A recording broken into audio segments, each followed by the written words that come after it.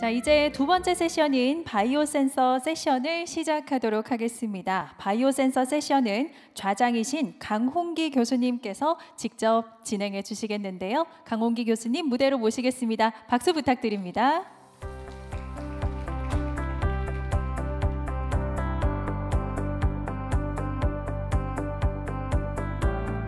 네, 안녕하세요. 바이오 센서 프로그램 세 번째 프로그램 좌장을 맡은 전기전자공학 컴퓨터공학과의 조교수로 재직 중인 강홍기입니다. 감사합니다. 네, 본 세션은 저를 포함한 5분의 연사로 구성이 되어 있고요. 첫 번째 연사분은 대구경북과학기술원 나노융합연구부의 김준서 책임연구원이십니다. 발표는 자기 촉각 센서 개발에 대한 내용으로 오늘 발표를 드리겠습니다. 큰 박수로 맞아주시면 감사하겠습니다. 안녕하십니까. 디지스트 나노융합연구부 김준서 책임연구원입니다. 오늘 제가 소개드릴 내용은 자기 촉각 센서 기술 개발에 관련된 내용인데요. 특히 여기 보시면은 이제 부제로는 변형된 엠렘 구조를 이용한 포스터치 센서 기술 개발 관련 내용입니다. 먼저 이렇게 큰 기회를 주신 저희 디지스트 특히 DGIF 운영진 여러분께 감사드립니다. 간략히 제가 이제 디지스트 소속이기 때문에 간단하게 먼저 설명을 드리자면은 이게 이제 저희 디지스트 캠퍼스의 그림인데요. 이 캠퍼스를 보시면은 여기 도서관을 기점으로 이쪽은 학사부가 있고요. 학사부에는 많은 훌륭한 교수님들께서 순수 과학부터 시작해서 응용 연구를 열심히 하고 계십니다. 반면에 이쪽 반대쪽에 보이는 그런 건물들은요, 저희 연구부 건물들인데요. 이 안에는 다양한 연구를 하시는 총 6개 부서의 연구 인력들이 계십니다. 안타깝게도 여기 보이진 않지만 요 뒤에 저희 이제 중앙기기센터라고 차세대 반도체 연구소에서 관리하는 나노팹이 있습니다. 이 나노팹이 굉장히 저희가 이제 학교 수준에서는 굉장히 우수한 팹이라고 말씀드릴 수 있고요. 그래서 저희가 이 나노팹을 이용해서 엄청나게 많은 일들을 하고 있는데, 제가 개발하고 있는 내용도 우리 나노팹을 10분 이용하여 개발하고자 하는 그런 이제 센서 기술에 관련된 내용입니다.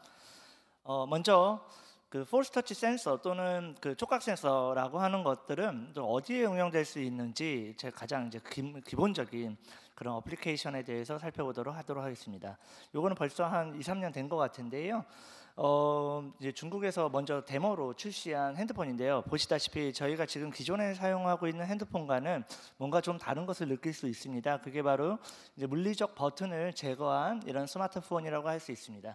그런 물리적 버튼, 그러니까 뭐 음향 버튼이라든지 전원 버튼을 모두 이제 이 안에 내장시킨 것이죠. 그러면은 어떻게 작용을 하냐면은 궁극적으로는 요 안에 센서를 심어서 이제 사람이 잡았을 때는 동작하지 않지만 살짝 눌렀을 때 동작할 수 있는 센서, 그런 센서를 보고 이제 포스 터치 센서라고 부릅니다. 요건 이제 데모로만 나왔고요. 근데 아직까지는 이제 상용화되지는 않은 걸로 알고 있습니다. 그 다음에는 뭐 여기 보시면 이제 벌써 이 포스 터치 센서는 응용 분야가 여러 가지가 있긴 합니다. 벌써 이제 텍스캔이라고 하는 이제 보스턴에 있는 회사를 보시면은 포스 터치 센서를 이용하여 촉각 센서 기반 이제 시스템을 제조 및 판매를 하고요. 특히 국소 압력, 그러니까 국소적으로 들어오는 변이를 인지하여 그런 감지하는 그런 센서들을 말합니다. 여기 이제 홈페이지를 가보시면은 많은 다양한 정보를 알 수 있는데요.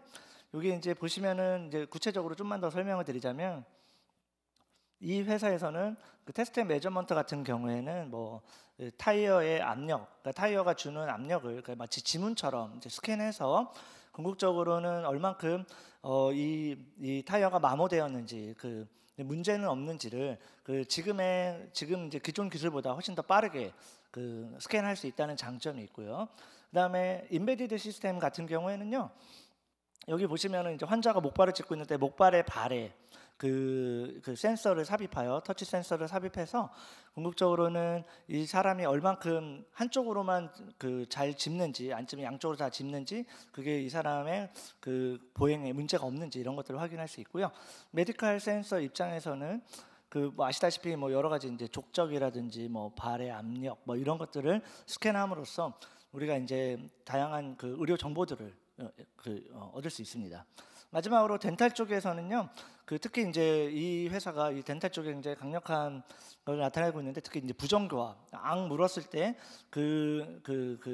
힘의 차이, 이런 힘의 차이들을 이제 바로바로 스캔을 해서 이제 응용을 하고 하는 기술을 나타냅니다. 그래서 궁극적으로는 저희 디지스트에서 이번에 센서리움 연구소가 개소했고, 센서리움 연구소에 큰 도움을 받아서 저희가 개발하고자 하는 내용은 변형된 M램 기반 촉각 센서 기술 개발입니다. 변형된 M램 센서, 그러니까 M램이라고 하는 자체도 굉장히 어려운데요. 변형된 M램 구조를 설명하기 위해서는 이제 많은 시간이 필요한데, 제가 제 역량을 10분 발휘하여 제일 쉽고 간단하게, 그 다음에 들으시는 분들, 전혀 M램에 대해서 모르시는 분들도 이해 가능하실 수준으로 한번 설명을 해보도록 하겠습니다. 여기 보시면 저희 이제 이 피부 조직을 나타내는데요. 피부 조직은 위에 이제 윗부분에 있는 이제 촉각 센서와 그 다음에 앞각, 그 다음에 심부 앞각, 이렇게 크게 이제 세 부분의 센서가 우리 피부 안에 들어가 있습니다. 여기 보시면은 여기 촉각 센서 같은 경우에는 오히려 우리 이제 스마트폰의 그런 터치 스크린이나 이런 부분에 해당되는데요. 이 부분 관련해서는 제 다음 연사분께서 훨씬 더 많은 정보를 전달해 주실 수 있을 것 같고요. 저희가 이 과제를 통해서 개발하고자 하는 센서의 스콥은 바로 앞각 또는 심부 앞각 센서를 개발하는 것을 의미합니다. 즉, 닿았을 때는 동작하지 않지만 어느 이상 수준의 힘이 가해지면 그것을 판별하고, 보다 더 강한 힘이 주어졌을 때 그거를 바로바로 판별할 수 있는 그런 멀티 레벨의 센서라고 보시면 되겠습니다. 궁극적으로는 아티피셜 스킨을 위아래로 놓고요. 요거는 궁극적으로는 아주 얇은 연구 자석층이라고 생각하시면 되겠습니다. 그 위에 우리 디지스트의 시모스 기술을 밑바닥에 깔고요. 저희가 개발하고자 하는 촉각 센서 셀을 위에 이제 올리고, 그다음에 에어갭을 통해서 궁극적으로 눌렀을 때 이 변이가 얼만큼 작용을 하느냐, 얼만큼의 변이에 따라서 이제 동작을 하느냐에 따라서 이 센서가 이제 동작을 하는데요. 저희가 목표로 하는 변이는 그래서 10마이크론 이상은 되어야 이제 동작을 할 수 있을 것 같은데요. 그래도 이제 10마이크론 이상이라고 하면은 이 표피를 어떤 재료를 썼느냐에 따라서 달라질 수 있기 때문에 이제 우리가 쉽게 어프로치할 수 있을 것이다. 즉, 뒤에서도 또 자세히 설명드리겠지만 요 표피가 눌리면서 발생하는 자기장의 변화를 요 센서가 감지하는 그런 기술이 되겠습니다. 그러면은 가장 중요하게 M램은 무엇인지 먼저 살펴보고, 그다음 변형된 M램 기술이 왜 좋은지, 기존의 센서보다 어떤 점이 더 좋은지, 그다음 그런 것들을 이제 살펴보고 이제 발표를 마치도록 하겠습니다. 기존의 M램 구조라고 하는 거는요, 기존에 여기 정보 저장층이 있고 그 위에 터널층이 있으며 그 위에 이제 고정층 1이라고 있습니다. 요 고정층 1, 이 정보 저장층은 전부 다 자석으로 만들어진 겁니다. 아니, 자석으로 무슨 메모리를 만들지라고 하시는 분들도 계시겠지만 이게 이미 거의 이제 상용화된 기술이고요.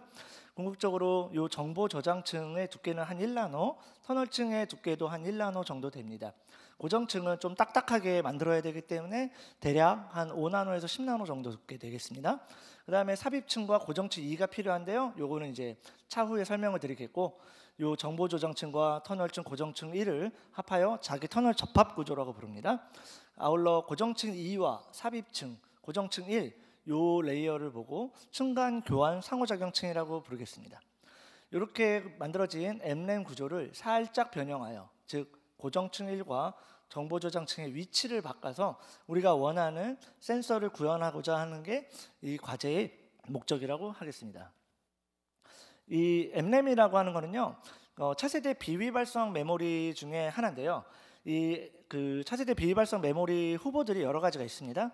그 중에서 이제 ReRAM도 있고요, PCRAM도, 그러니까 상변화 메모리, 저항 메모리, 그다음에 자기 저항 변화 메모리, 이렇게 여러 가지가 있지만 2019년에 삼성전자에서 CPU용 캐시 메모리를 적용 가능한 캐시 메모리에 적용 가능한 M램을 양산하는 데 성공하였습니다.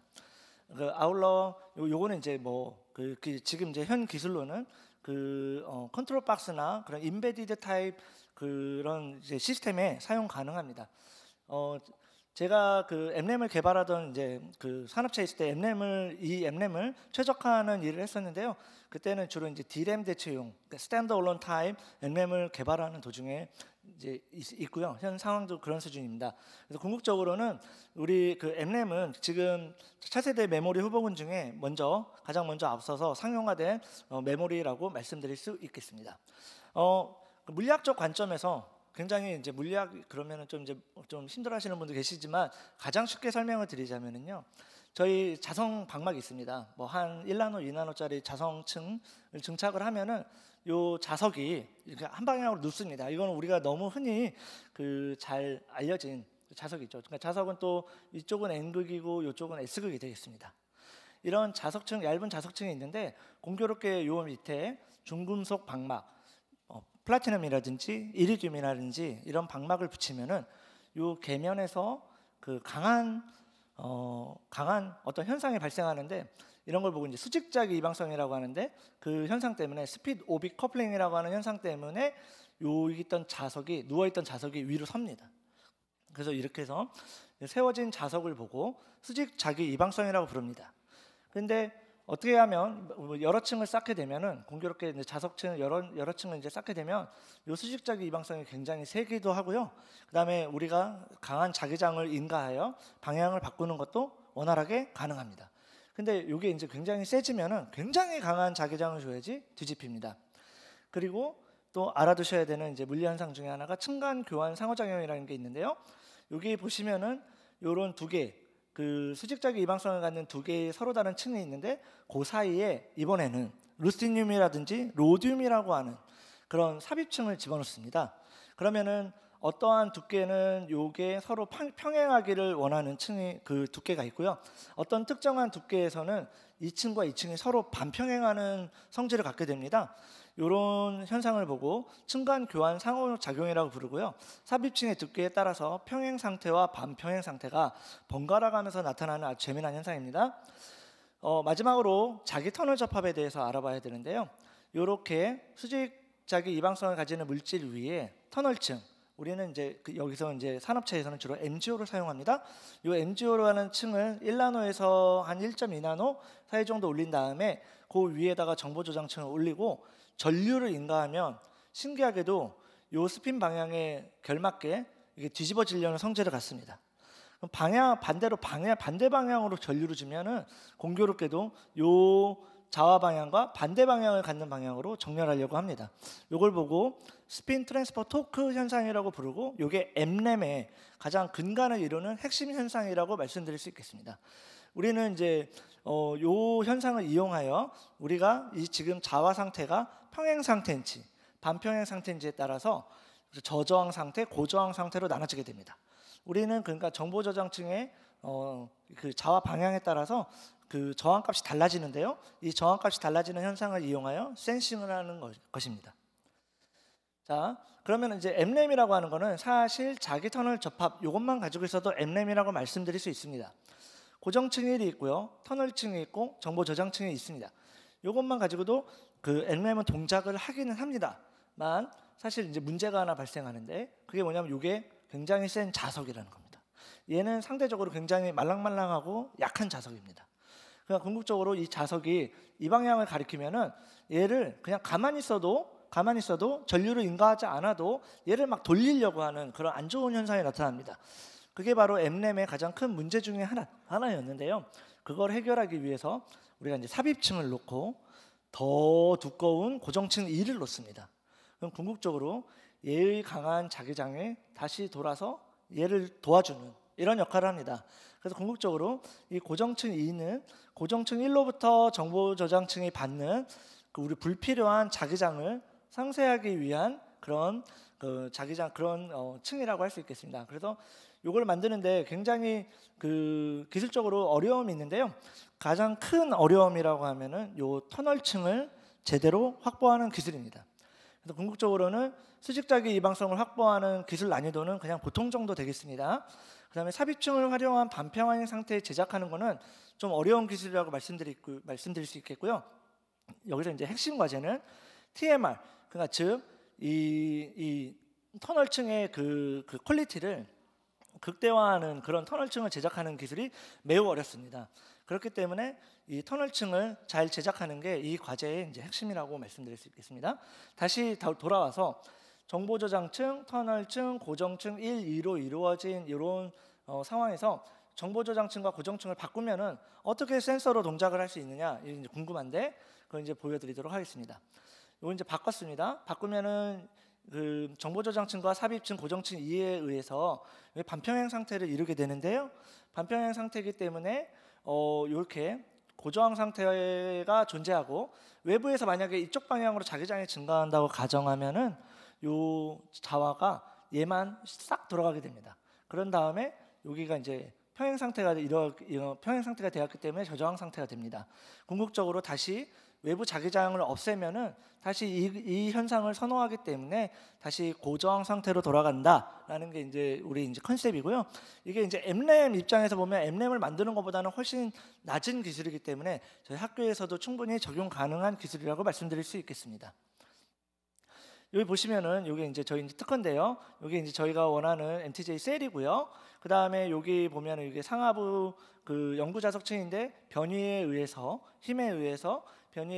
이게 그 외부 인가된 자기장이 늘어나게 됩니다. 그래서 센서가 동작하고 다시 손을 놓으면 돌아오는 이런 상태를 말씀드릴 수 있는데 M램의 가장 큰 장점은 셀 사이즈를 수십 나노 사이즈까지 줄일 수 있다는 게 최대 장점이기 때문에 뭐 지문 센서 뭐 이런 걸로도 활용할 수 있냐라는 질문을 자주 받지만 그건 아직 이제 소자화되어 있지 않기 때문에 그 말씀드리긴 어렵지만 뭐 이렇게 눌러서 동작하고 밀어서 방향을 설정하는 이런 콘솔이나 뭐 이런 데 응용 가능할 것으로 생각합니다.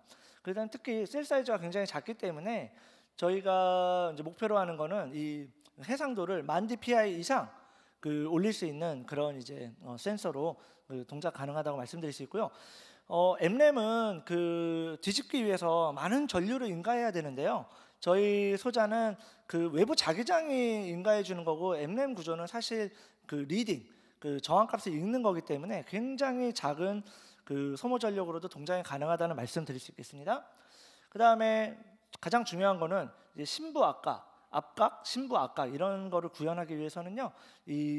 얘가 돌아가는 자기장의 세기만 변화시킨 여러 다양한 종류의 그런 MTJ 셀을 삽입을 하면 그 한 번 눌렀을 때 더 세게 눌렀을 때 더 세게 눌렀을 때 힘의 세기에 따라서 그 차등적으로 동작하는 센서를 만들 수 있다는 것이 이제 저희 이제 아이디어입니다.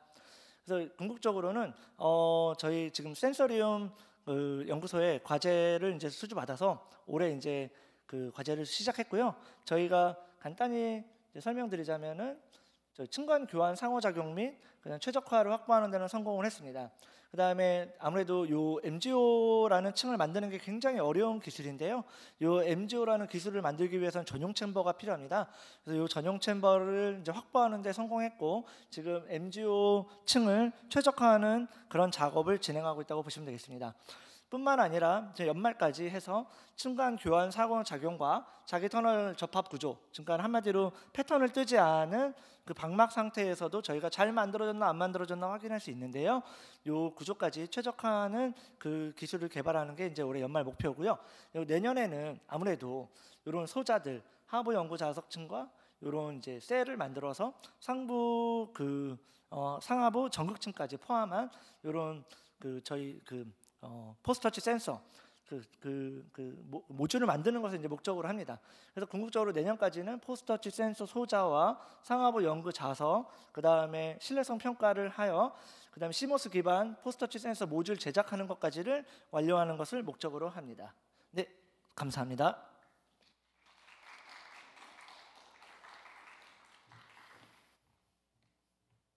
네, 발표 감사드립니다. 혹시 시간이 좀 있어서 질문을 한두 개 정도 받을 수 있을 것 같습니다. 질문 있으시면 손 들어주시면 아마 마이크를 전달 드릴 것 같습니다. 일단 생각하시는 동안 제가 예, 질문해 주시죠.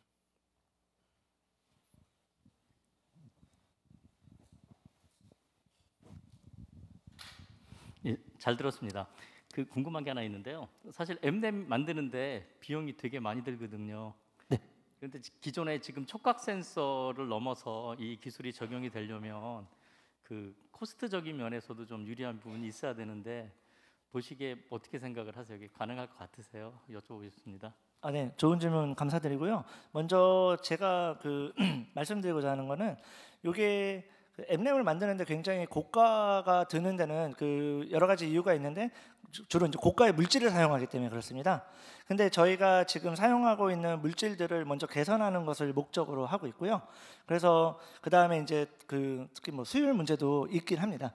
수율 문제는 아무래도 아까 말씀드렸다시피 터널층 같은 그런 층을 잘 만드는 기술이 중요한데 저희 소자에서는 아무래도 터널층의 중요도가 그 저항을 읽어내는 역할만 수행하기 때문에 그래서 공정 난이도가 그렇게 어렵지 않기 때문에 아마 우리가 이제 수율을 금방 올림으로써 그 코스트 문제를 극복할 수 있다라고 생각을 하고요. 그다음에 가장 중요한 것은 요 이제 센서는 방막을 다 만든 다음에 이제 시각을 하지 않습니까? 그랬을 때 이 덴시티적인 측면에서 나름 유리한 면이 있습니다. 그래서 그 부분은 저희가 그 코스트를 줄이는데 이제 도움이 될 거라고 생각하지만 그 아직까지 이제 상용화된 기술이 아니라서 정말 시제작을 해보고 이제 코스트 평가, 다른 센서들과 이제 코스트 평가를 통해서 그 차근차근 하나하나 해결해 나가는 게 맞다고 생각합니다. 네, 또 질문 있으셨습니다. 예, 안녕하세요. 전 삼형SNC 이상철입니다. 전 질문이 두 가지가 있는데요. 하나는 압력이라는 건 촉각의 한 가지죠. 네, 그렇습니다. 네, 그래서 지금 개발하는 게 압력을 재자는 건지 아니면 촉각을 재는 건지가 좀 제가 와닿지가 않아서 좀 설명을 해주셨으면 좋겠고. 네네. 두 번째는 이제 이게 제품화의 단계에 가려면 양산 가능성을 일단 따져야 되는데 그 지금 이제 난이도가 보통 어려움, 매우 어려움이 있잖아요. 네네, 그렇습니다. 그것들이 어떤 제품을 양산한다라는 관점에서 앞으로 이게 해결이 가능한지 그런 것들에 대해서 하나 얘기를 해주시면 좋을 것 같습니다. 네, 좋은 질문 감사드립니다. 먼저 제가 말씀드릴 수 있는 거는요. 우리가 원하는 이 포스터치 센서는 이 잡았을 때는 동작하지 않지만 어느 정도 눌렀을 때, 그러니까 변이가 어느 정도 생겼을 때 동작하는 센서를 말하는 거거든요. 그러니까 궁극적으로는 저희 컨셉에 따르면은 상하부 영구 자석층의 거리에 의해서 동작을 하게 되는 겁니다. 그러니까 궁극적으로는 요 상하부 영구 자석층을 어떤 물질을 썼느냐에 따라서 그 더 변이가 작은 힘에도 변이가 많이 생길 수도 있고 적게 생길 수도 있는 거 아니겠습니까? 그렇기 때문에 이제 그거는 저희가 조절을 해서 이제 여러 가지 어플리케이션을 쓸 수 있고요. 저희가 가장 먼저 고려하는 센서는 그 모바일용 포스터치 센서입니다. 즉 아까 처음에도 보여드렸다시피 핸드폰의 그 표면에 작동하여서 잡았을 때는 동작하지 않지만 수십 마이크론 정도 변이를 줬을 때 동작하는 그런 센서를 말하는 거고요. 그래서 이제 그런 센서를 말씀드릴 수 있겠고, 두 번째로는 이 양산 입장에서 말씀을 주셨는데요. 그건 가장 어려운 부분이 그 MTJ, 그 중에서도 이 MGO 층을 만드는 기술이라고 할 수 있겠습니다. 근데 그 기술은 그 엠램을 만드는 MGO 기술은 굉장히 어렵습니다만 저희 아까도 말씀드렸다시피 저희 센서에서 적용하는 그 MGO 층은 다소 그 회사에서 사용하는 MGO 층보다 퀄리티가 낮아도 동작이 가능합니다. 그렇기 때문에 양산 가능성은 오히려 조금 더 높다고 볼 수 있습니다. 그렇지만 그 회사 수준만큼 그 well defined된 그런 공정 시스템이 없기 때문에 그 부분은 저희가 해결해야 될 문제라고 생각합니다.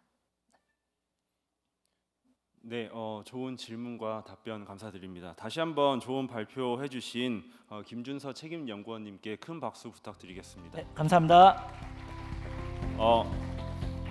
다음 연사분은 삼성전자 종합기술원의 전문 연구원으로 재직 중인 이병규 박사님이십니다.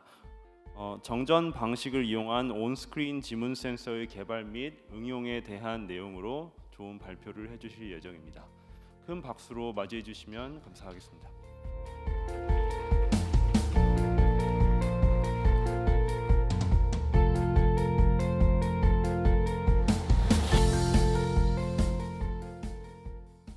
안녕하세요. 저는 삼성종합기술원의 이병규입니다. 오늘 말씀드릴 내용은 정전 방식을 이용한 온스크린 지문 센서라는 제목인데요. 흔히 이제 보통 이러한 방식의 센서를 FOD라고 많이 얘기합니다. 핑거프린트 온 디스플레이라고 표현을 많이 하는데 저희는 그 FOD의 일종이긴 하지만 약간 다른 방식을 적용을 했기 때문에 온스크린 지문 센서라는 이름을 붙였습니다. 전체적으로 간단히 시장 동향 한 페이지 정도 말씀드리고요. 그 현재 나와 있는 FOD 지문 센서의 종류 간단히 말씀드리겠습니다. 그리고 저희가 한 내용 위주로 어떤 이슈가 있었고 그것들을 어떻게 극복해서 제품을 개발했는지 그 내용을 말씀드리도록 하겠습니다. 그리고 시간이 좀 된다면 저희가 폴더블 디스플레이 향으로 만든 그런 결과들이 있는데 그런 부분들도 같이 말씀드리겠습니다. 잘 안 보이네요. 지문 센서는 사실은 그 지문 정보를 이용해서 개인을 식별하는 그 생체 인식 센서입니다. 뭐 다 아시겠지만 그 생체 인식 센서 시장에서 가장 크고 오래되고 신뢰성 있고 검증된 그런 센서 시장이라고 보시면 됩니다. 전체 생체 인식 시장은 2028년에 1,050억 달러까지 굉장히 크게 성장을 하고 있고요. 굉장히 큰 센서 중에서도 큰 시장이라고 보시면 될 것 같습니다. 그리고 이 중에 모바일 생체 인식 관련된 시장은 한 24년에 156억 달러 정도로 성장할 걸로 기대하고 있습니다. 좀 좁혀서 스마트폰 지문 센서를 보게 되면은 현재 저희가 사용하고 있는 그 스마트폰의 지문 센서가 70% 정도 채용이 되고 있다고 합니다. 사실은 주변에 지문 센서 없는 스마트폰은 피처폰 말고는 거의 보기 힘든 그런 상황인 거죠. 그리고 이제 현재 이 스마트폰형 지문 센서는 초기에는 홈 버튼 형태로 돼가지고 그 불투명한 그런 지문 센서가 채용이 됐는데 현재는 점점 그 디스플레이 위에 지문을 인증하는 그런 방식인 죄송합니다. 익지 않아서 그 FOD 방식의 그런 지문 센서 시장으로 이동을 하고 있습니다. 그 모바일폰 지문 센서의 종류에 대해서 좀 간단히 말씀드리겠습니다. 그 제일 먼저 모바일폰에 적용된 지문 센서가 이런 정전 방식, 그 홈 버튼에 적용된 정전 방식 센터입니다. 굉장히 심플한 구조인데요. 그 지문에 보면 그 산과 골이 있습니다.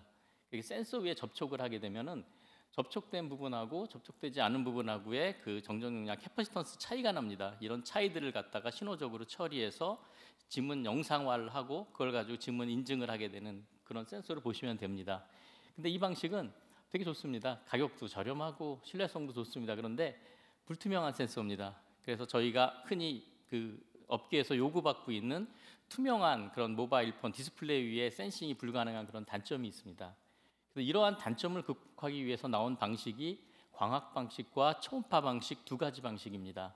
이 두 가지 센서는 공통적으로 디스플레이 밑에 센서가 위치하게 되어 있습니다. 그리고 이 센서 자체는 디스플레이 밑에 있기 때문에 OLED 같이 투명한 센서에만 적용이 가능하지 디스플레이 같은, 그러니까 LCD 같은 그런 불투명한 센서에는 적용은 좀 힘든 부분들이 있습니다. 광학 방식은 간단히 말씀드리면 그냥 CIS로 지문을 찍는다라고 보시면 됩니다. 사진을 찍어서 지문을 채취하는 그런 센서를 보시면 되고요. 초음파 방식은 엄밀히 따지면 TOF 방식입니다. 초음파를 쏴서 골과산에 맞고 돌아오는 그 타임 오브 플라이 시간을 재서 그 골과산을 이미지화해서 만드는 그런 센서입니다. 되게 좋은 센서들이긴 한데 특히 이제 그 디스플레이부터 저희가 있는 손가락 표면까지 거리가 굉장히 두껍습니다. 그 거리를 다 이제 극복하고 센싱할 수 있는 장점이 있는데 문제는 굉장히 좀 조립하기가 어렵습니다. 그러니까 디스플레이 밑에 조립을 해야 되니까 조립성도 떨어지고 굉장히 두껍고 가격도 좀 높은 그런 단점들이 있습니다. 이런 그 이슈들을 기반으로 해서 저희가 이제 지문 센서를 온스크린 지문 센서를 개발했는데 그냥 굉장히 심플합니다. 그 동기는 굉장히 저렴하고 지금 현재는 한 그 특정 부분에서만 지문이 센싱 가능하지만 디스플레이 전 면적의 그 지문 센싱이 가능한 그런 기술을 좀 개발해 보자라고 생각을 해가지고 접근을 했었고요. 이 그 정전 방식 자체가 지금의 터치랑 유사한 그런 그 원리를 가지고 있습니다. 그래서 이 정전 방식을 가지고 투명한 방식으로 좀 지문을 채취할 수 있는 그런 기술을 개발해 보자. 이게 저희가 그 시작되게 된 동기입니다. 근데 이런 걸 개발하려고 하다 보니까 4가지 정도 저희 크게 이제 이슈들이 있더라고요. 이런 것들을 해결해야만 저희가 제품화할 수 있고 기술 개발할 수 있겠다라고 하는 것들이 있어서 살펴보면 첫 번째가 정전 방식은 센싱 거리가 굉장히 낮습니다. 그래서 평균적으로 100마이크로 이상에 대해서는 센싱하기가 굉장히 어려운 기술입니다. 그러니까 실제로 지금 핸드폰 보시면은 디스플레이가 있고 여러 가지 터치도 있고 위에 이제 커버 글라스도 있고 이런 두꺼운 두께를 극복해서 센싱하기가 굉장히 어려운 그런 문제가 있습니다. 그래서 이런 부분들을 좀 해결해야 되는 부분들이 있고요. 또 하나는 뭐냐면 그 투명하게 하려고 하다 보니까 기존의 지문 센서는 실리콘 기반의 공정이었는데 이거를 글라스나 아니면 투명한 PI 위에다가 저희가 공정을 개발해야 되는 그런 이슈가 있습니다. 그리고 세 번째는 디스플레이 위에 이게 올라가기 때문에 투가도라든지 아니면 모아레 등 그 밑에 있는 그 픽셀 패턴에 의한 간섭 등에 의한 모아레 등 문제 광학적인 이슈가 있습니다. 그걸 해결해야 된다라는 그런 문제가 있었고요. 마지막으로 저희가 처음에 이제 대면적이면서 지문과 터치가 동일한 원리이기 때문에 지문도 되면서 터치가 되는 그런 기술을 개발하자라고 이제 목표를 가지고 했었기 때문에 그런 부분들에 대한 그 기술 개발이 좀 필요했었습니다. 그래서 이 앞에 세 가지는 뒤에 차례대로 말씀을 드리고요. 마지막에 지문과 터치가 가능한 그런 기술은 저희가 별도의 좀 특허를 냈습니다. 그래서 이 피치, 그러니까 지문의 피치와 터치의 피치는 굉장히 다릅니다. 그래서 터치 라인 중에 굉장히 덴스한 라인들을 여러 라인을 둬서 이 구역에서는 지문이 센싱될 수 있게 이런 식으로 디자인을 했습니다. 이건 저희가 좀 특허를 내놓은 상태고요. 그래서 전 영역에 대해서 채널 수를 적게 가져가면서 지문이 센싱될 수 있게 그렇게 좀 구조를 가져갔습니다. 아까 말씀드렸을 때 그 센싱 그 정전 방식 같은 경우 센싱 거리가 굉장히 낮다고 말씀드렸습니다. 이 오른쪽은 저희가 좀 시뮬레이션 결과인데요. 하나는 이제 골에서 나오는 정전 용량 값이고 하나는 에서 나오는 그런 정전 용량 값이라고 보면 실제로 그 산과 골이 100마이크로 정도 됐을 때는 그 구분이 가능합니다. 근데 200마이크로 정도부터는 굉장히 좀 어렵습니다. 그래도 그 시뮬레이션 결과는 200마이크로 정도 돼도 보이기는 합니다. 근데 그 이상으로 이제 센싱 거리가 올라가게 되면 노이즈에 묻혀가지고 전혀 그 지문 패턴 신호를 얻을 수가 없습니다. 그래서 이렇게 좀 어려운 부분들이 있고요. 수치적으로 봐도 100마이크로 이하가 되면은 오도가 계속 바뀌는 형태로 그 뮤추럴 캐퍼시턴스 값의 차이가 굉장히 적습니다. 그러니까 이게 회로적으로도 굉장히 검출해내기 어려운 그런 그 수준의 신호를 내고 있습니다. 그리고 또 하나가 이 센서 위에 올라가는 커버 물질의 종류에 따라서도 굉장히 그 센싱 거리의 제한을 받습니다. 일반적으로 사파이어 글라스라든지 이런 유전율이 높은 그런 머티리얼이 들어가게 되면은 조금 더 높은 그런 센싱 거리를 가져갈 수 있는데 폴더블 디스플레이 같이 이제 그런 그 필름 기반의 현재는 이제 글라스를 쓰긴 하지만요. 그런 데서는 굉장히 또 낮은 그런 센싱 거리를 유지를 하고 있습니다. 그래서 이런 것들을 개발하려고 하다 보니까 저희가 접근하는 방법은 두세 가지 정도 됩니다. 하나가 뭐냐면 그 로우 노이즈 회로 설계가 필수적으로 필요합니다. 그리고 이제 이거를 센싱할 수 있는 알고리즘이 필요한데 저희는 이제 계속 누적 데이터를 받아서 적분해가지고 노이즈를 제거하는 그런 방식의 알고리즘을 좀 적용을 했습니다. 그래서 이런 두께에 대한 이슈를 어느 정도 좀 극복할 수 있었고요. 그리고 이제 다음에는 이 그 전극에 대한 이슈가 있습니다. 보통 그 저저항 투명 전극이 반드시 필요한데요. 그 이렇게 학교에서나 아니면은 이렇게 연구하시는 분들이 투명 전극에 대한 연구를 되게 많이 하세요. 그러니까 뭐 나노 와이어라든지 실버 나노 와이어라든지 아니면 피닥 같은 그런 오가닉 물질을 가지고 전극 재료들도 많이 만드시는데 실제로 저희가 테스트해 볼 때는 저희가 사용할 수 없는 그런 전기장을 가지고 있습니다. 그래서 그런 부분들은 저희가 다 배제를 했고요. 그 기본적으로 그 지문을 저희가 터치를 한 다음에 이게 나라고 판독해 주는 그 시간이 있습니다. 이게 보통 한 200ms 이내 정도 들어와야지 사람들이 못 느끼는 그런 정도이기 때문에 굉장히 빨리 센싱을 하고 나머지 시간은 그 시그널 프로세싱에 의해 가지고 이미지화하고 이거를 매칭해서 나라고 판단을 해줘야 되는 그런 그 시간이 필요합니다. 그래서 센싱 시간이 굉장히 중요하고요. 그런 면에서는 죄송합니다. 이 3MHz 이상의 고속 구동이 가능한 그런 그 전극이 필요합니다. 그리고 또 하나는 그 투명하거나 눈에 보이지 않는 그런 그 패턴이 필요하고 저희가 보기에는 한 1마이크로 이하 정도 패턴이 필요하다라고 이렇게 좀 생각을 했습니다. 그래서 접근 방법은 고속 구동을 위해서는 저저항 저희가 이제 그 패턴 전극 물질들을 이렇게 개발해서 적용을 했고요. 또 하나는 그 리소그래피에 의해 가지고 이런 메탈 메쉬 형태의 이런 그 패턴들을 적용을 했습니다. 근데 이것도 사실은 메탈도 반사가 되면은 보입니다. 그래서 위에다가 흑화 처리를 한다거나 이런 처리를 통해 가지고 실제로 적용할 때 눈에 보이지 않게 하는 그런 그 기술들을 적용을 했습니다. 다음은 이제 모아레 문제인데요. 이 모아레 문제는 사실은 되게 피할 수 없는 어려운 문제 중에 하나입니다.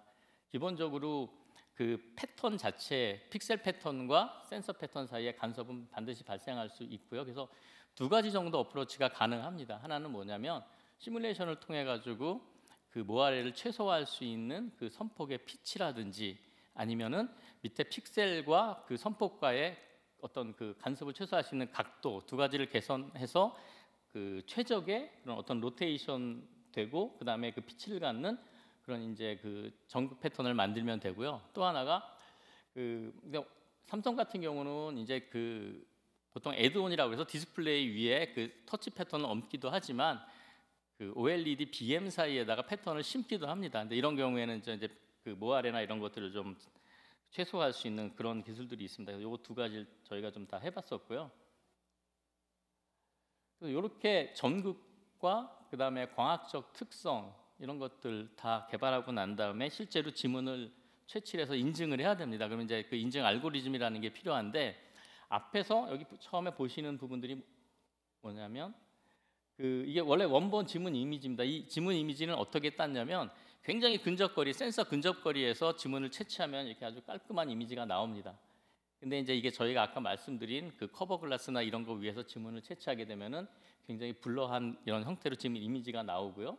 이런 것들은 그 디블러링을 통해서 지문 영상을 복원을 하고 뭐 디노이징이나 아니면 이제 그 다른 그 시그널 프로세싱을 통해 가지고 미세화된 지문 영상으로 복원을 합니다. 그래서 아까 처음에 말씀드렸을 때 100마이크로의 그 센싱 두께를 넘는 방법 중에 하나가 회로적으로 그 로 노이즈 회로를 구성하는 것도 있지만 실제로 이런 복원할 수 있는 복원 알고리즘을 개발하는 것도 굉장히 중요합니다. 그래서 내부적인 저희가 특별히 저희가 개발한 알고리즘을 통해 가지고 그런 것들을 구현을 했고요. 이렇게 돼서 최종적으로 나온 지문 이미지를 보통 이제 매칭을 해야 됩니다. 그러니까 처음에 그 핸드폰을 사시면 지문의 이미지를 다 핸드폰 안에 입력을 시키시잖아요.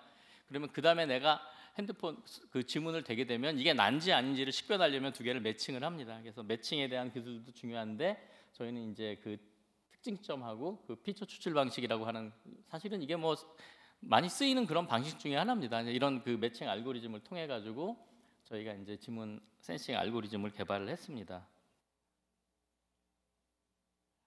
이렇게 개발을 하고 저희가 최종적으로 어느 정도 두께에서 어느 정도 인증률이 나오는지 좀 그 분석을 테스트를 해보니까 센싱 두께가 한 300마이크로 정도 되는 상태에서 지문 인증률이 95% FAR 5만 분의 1 정도 수준으로 확보했습니다. 이거는 좀 용어가 어렵긴 한데요.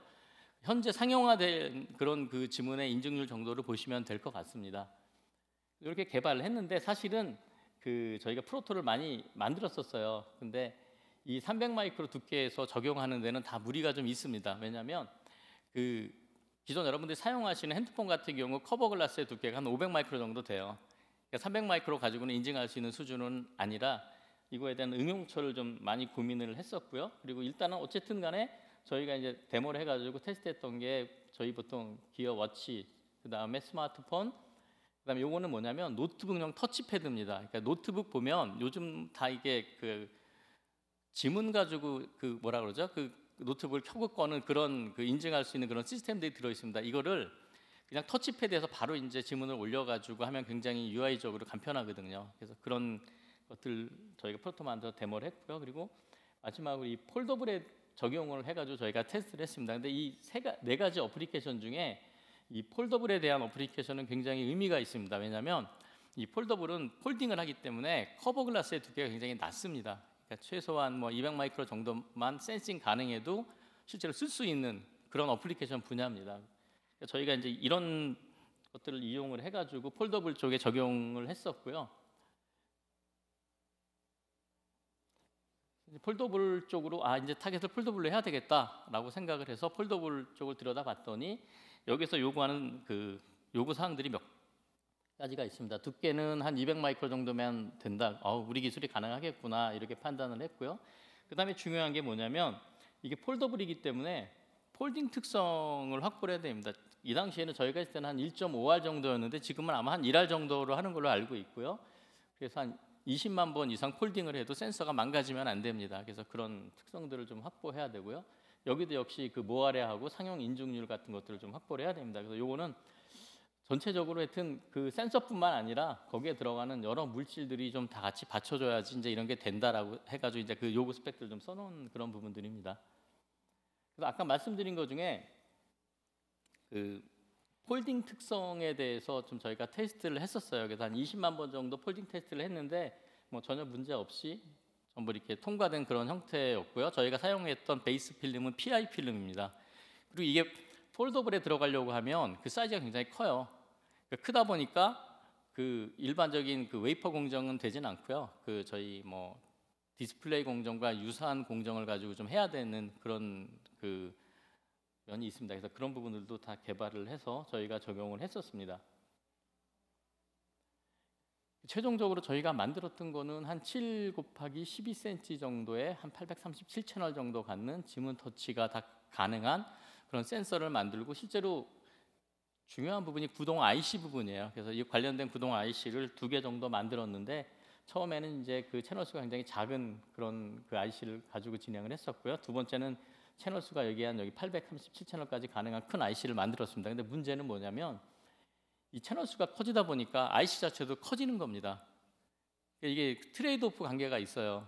그래서 많은 사람들이 생각하시기에 뭐 이거 화면이 다 크면 좋겠지라고 생각을 하지만, 실제로 응용해서 사용할 때 보면은 적당한 수준의 그런 그 센싱 영역을 가져가는 것도 굉장히 중요합니다. 그래서 전체적으로 이런 그 결과를 통해서 저희가 180 마이크로 정도 되는 205 마이크로예요. 두께에서 97.9% 정도 굉장히 양호한 그런 인증률을 저희가 좀 확보를 했고요. 좀 잠깐 보여드리면 그 디스플레이 위에 굉장히 여러 가지 그런 물질들하고 그 레이어들이 올라가게 돼 있습니다. 그래서 이런 걸 통해 가지고 저희가 지금 이런 그 온스크린 지문 센서를 개발을 했습니다. 지금 보여드리는 거는, 근데 이제 그럼 이게 적용이 됐느냐? 이제 이 문제는 또 다른 문제인데요.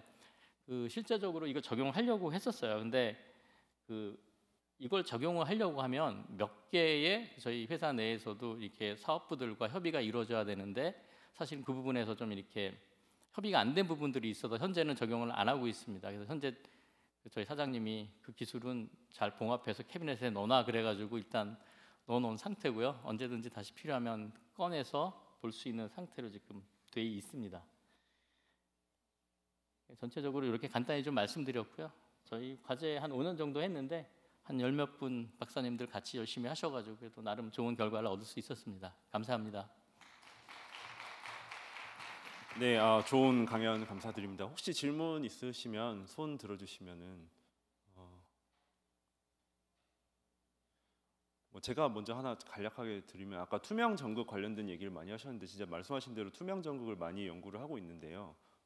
특히 어떤 점에서 좀 희망적이나 실제로 적용해 보면 좀 제약 요소가 많았는지 말씀해 주시면 감사하겠습니다. 그 투명 전극 중에 제일 어쨌든 오가닉 계열은 사실은 저항값 때문에 적용하기 굉장히 힘들고요. 아까 말씀드린 대로 저희가 고속 구동해야 되기 때문에 그걸 미팅해 수는 없습니다. 그리고 실버 나노와이어가 한때 되게 많이 유행했었잖아요. 근데 이제 그 실버 나노와이어 자체의 그 비저항값은 좋은데 어느 면적 단위에 대한 그 저항값으로 따지면 굉장히 좀 힘든 부분이 있고요. 그리고 두 번째는 그걸 패터닝하는 것도 사실은 쉽지 않습니다. 그래서 실버 나노 와이어를 이제 이렇게 뿌리고 나서 이렇게 패터닝을 하면 실제로 연결되거나 실제로 그 커런트가 흘러가는 그런 부분들은 되게 적어요. 그래서 조금 힘들더라고요. 저희 테스트하는데 그런 부분들. 그리고 오히려 지금 저기 같은 경우는 저희가 스포터로 해가지고 전극을 만들고 패터닝을 했어요. 그래서 그런 부분들은 이미 업계에서 그냥 안정된 그런 기술들이기 때문에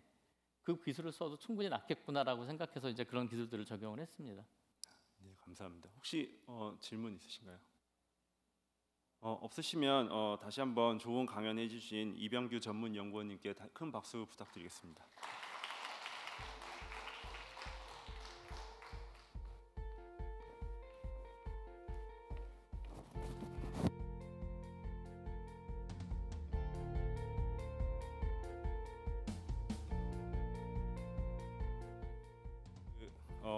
들리시나요? 네. 제가 다음 차례는 저라서 예. 저는 디지스트 전기전자 컴퓨터공학과의 조교수로 재직하고 있고요. 강홍기입니다. 저는 오늘 드릴 내용은 좀 반도체 기반, 반도체 전자 소자나 그를 기반으로 한 바이오 센서 이런 등 것들을 이용한 다기능성 바이오 칩 시스템에 관련돼서 저희 실험실에서 최근에 해온 연구들을 조금 간략하게 소개를 드리고자 합니다. 네, 먼저 왜 그러면 반도체 기반으로 저희가 바이오 센서 세션인데 반도체 칩 테크놀로지 이런 쪽에 관심을 가지냐에 대한 얘기를 좀 시작할까 하는데요. 많이들 아시겠지만 반도체 기술은 무어의 법칙이라는 걸 통해서 계속 작게 만들면서 성능을 향상시켰고 그 반도체 기술의 가치를 높여왔습니다. 최근에는 이제 more라고 아예 이름을 바꿔서 더 작게 만드는 거를 계속 집중하고 있고, 지금 여기 나오는 것보다 더 작게 5나노 정도를 만들면서 계속 발전은 해왔지만 이제 물리적인 한계에 좀 도달을 하고 있습니다. 그러면 이제 물리적 한계에 도달해서 미니어처라이제이션 한계를 보이고 있는데 그럼 이대로 끝날 것이냐? 반도체 업계는 계속 오늘 이 심포지움, 이 DGIF에서도 얘기하듯이 결국 다양한 기능화를 또 추구함으로써 또 새로운 반도체의 가치를 계속 창출해내는 방향으로 연구를 해오고 있고, 특히 저희가 뭐 그냥 일개 그룹에서 연구하는 내용이 아니라 기존 반도체 테크놀로지의 발전을 이끌어온 이 로드맵을 만들어온 기관에서 2010년 화이트 페이퍼로 이렇게 나타낸 바 있습니다. 발표했고 more than more라고 부르고 결국 functional diversification, 기능화를 다양하게 하는 것이고요. 그때 여기 많은 내용들이 있지만 센서류가 있고 또 바이오칩 내용이 포함이 되어 있습니다. 이런 내용이 계속 지켜지고 있나라고 봤을 때 2022년에 올해죠. more than more 쪽으로 화이트 페이퍼 나온 걸 보시면 계속 functional diversification을 통해서 additional value를 계속 create 한다라는 게 지금 저희 이쪽 분야의 핵심 방향이고요. 이와 관련돼서 뭐 이 자료를 찾아보시면 더 자세히 보시겠지만 4개의 큰 토픽을 만들어 놓고 우리가 주력하고 있는 내용을 보여주는데, 이 DGIF에서 이번에 얘기하는 스마트 센서 분야도 포함이 되어 있습니다. 좀 더 구체적으로 보시면 오늘 나왔던 많은 발표 내용들이 포함되어 있는 것을 보실 수 있고요. 그 중에서도 제가 좀 관련돼서 연구를 하고 있는 Sensor for Medical and Healthcare Applications, 또 뒤에 아마 몰레큘러 센서도 연구 내용이 이번 세션에 있을 것 같고요. 그런 내용들을 사람들이 반도체 인더스트리에서 넥스트 제너레이션 반도체 테크놀로지로 관심을 가지고 있다라고 말씀을 드리겠습니다. 그러면 정확하게 반도체를 가지고 뭘 하는 거냐? 이 앞서 말씀드린 그런 기술로 이런 응용에 쓸 수 있다고 이제 얘기들을 하고 있는데요. 제가 관심을 가지고 있는 건 이제 크게 2가지입니다. 첫 번째는 반도체 칩 그 자체를 이용해서 반도체 칩이 결국 가지고 있는 장점은 연산량이 굉장히 높고 데이터 애퀴지션, 라지 데이터 핸들링이 굉장히 유용하기 때문에 이런 기술을 기반으로 반도체 바이오 메디컬 어플리케이션에 적용하는 것이고요. 또 다른 방향으로는 반도체 기술이라는 게 반도체 소자만 있고 칩이 있는 게 아니라 반도체 공정도 있기 때문에 또 우리 나노 재료 공학자들이 다양한 나노 물질도 기능성 나노 물질 개발을 해왔기 때문에 그런 나노 물질을 또 마이크로 패브리케이션 반도체 공정과 같이 결합을 한다면 기존의 센서들을 좀 더 다양화한 기능을 가질 수 있게 바꿀 수 있다는 게 저의 큰 2가지 관점에서 제가 관심이 있었던 부분입니다. 첫 번째로는 그래서 드릴 내용은 이 마이크로 일렉트로닉스의 연산량이 굉장히 높은 것, 시그널 핸들링 케이퍼빌리티가 높은 것을 어떻게 바이오메디컬 응용 분야에 쓰는지 한 가지 예를 드릴 건데요. 가장 어떻게 보면 결국 이제 시장이라는 게 있어야 되는데 가장 바이오 쪽의 큰 시장 중에 하나가 제약 시장입니다. 제약 시장에서 결국 신약 개발을 하는데 시장이 굉장히 크기 때문에 많은 사람들이 관심을 가지고 있고요. 전통적으로 하는 방법을 보면 이런 식으로 환자 몸에서 얻은 세포를 기반으로 얻은 세포를 배양을 하고 그 배양한 세포에 우리가 테스트하고자 하는 신약을 다양한 종류, 다양한 농도로 투입을 주혈을 하고 그에 따른 세포의 반응을 이렇게 자동화된 스테이지에서 전체 이미징을 하고 그 이미지 변화를 가지고 이 세포가 이 제약의 약에 어떻게 반응을 했나라는 것을 보는 게 좀 전통적인 드럭 디벨롭먼트 할 때 드럭 스크리닝 어프로치입니다. 근데 이제 조금 더 구체적으로 신경세포, 뇌세포 쪽으로 갔을 때는 눈으로 보이는 모양뿐만 아니라 정기적인 활동도 좀 변화를 줄 수 있을 텐데 그런 약물에 대한 반응, 정기적인 변화도 볼 수 있다면, 이미징뿐만 아니라 정기적으로 분석을 할 수 있다면 다방면에서 약물에 의한 효과를 볼 수 있어서 저희가 거기에 이제 반도체 시스템의 테크놀로지를 사용을 할 수 있습니다. 그래서 조금 더 구체적으로는 전기 신호를 읽는 일렉트로피지올로지 시스템을 반도체 기반으로 만들고요. 그에 따른 약물 중에서도 뉴로파마콜로지, 신경 약물과 관련 있는 테스트들을 하는 시스템을 개발을 했고요. 반도체 공정, 특히 디스플레이 반도체 공정에 들어가는 이런 마이크로스코프 슬라이드 기반의 한 이런 각각의 미세 전극이 신경 세포의 신호를 전기적 신호를 측정하는 시스템이고요. 256개의 전극이 있고 이 위에 우리가 관심 있는 신경 세포를 키우는 마이크로 일렉트로드 어레이 미세 전극 칩입니다. 이것만 만드는 게 아니라 결국 이 신호를 읽는 시스템이 중요한데요. 반도체 칩을 이용하면 소형화가 가능하고요. 여기 보이시는 이 칩이 사실상 핵심적인 역할을 하고 있고 반도체 그 신경 세포의 신호를 굉장히 많은 양을 한꺼번에 레코딩을 하고 디지털화할 수 있는 기술입니다. 이렇게 했을 때 정기적 신호의 변화를 실시간으로 모니터링하면서 약물을 주여했을 때 그 약물의 종류와 농도에 따라서 정기적 신호가 어떻게 바뀌냐를 얻어서 이 약물이 신경 세포에 어떤 반응을 주는지를 분석할 수 있는 바이오 전자 칩이 되겠습니다.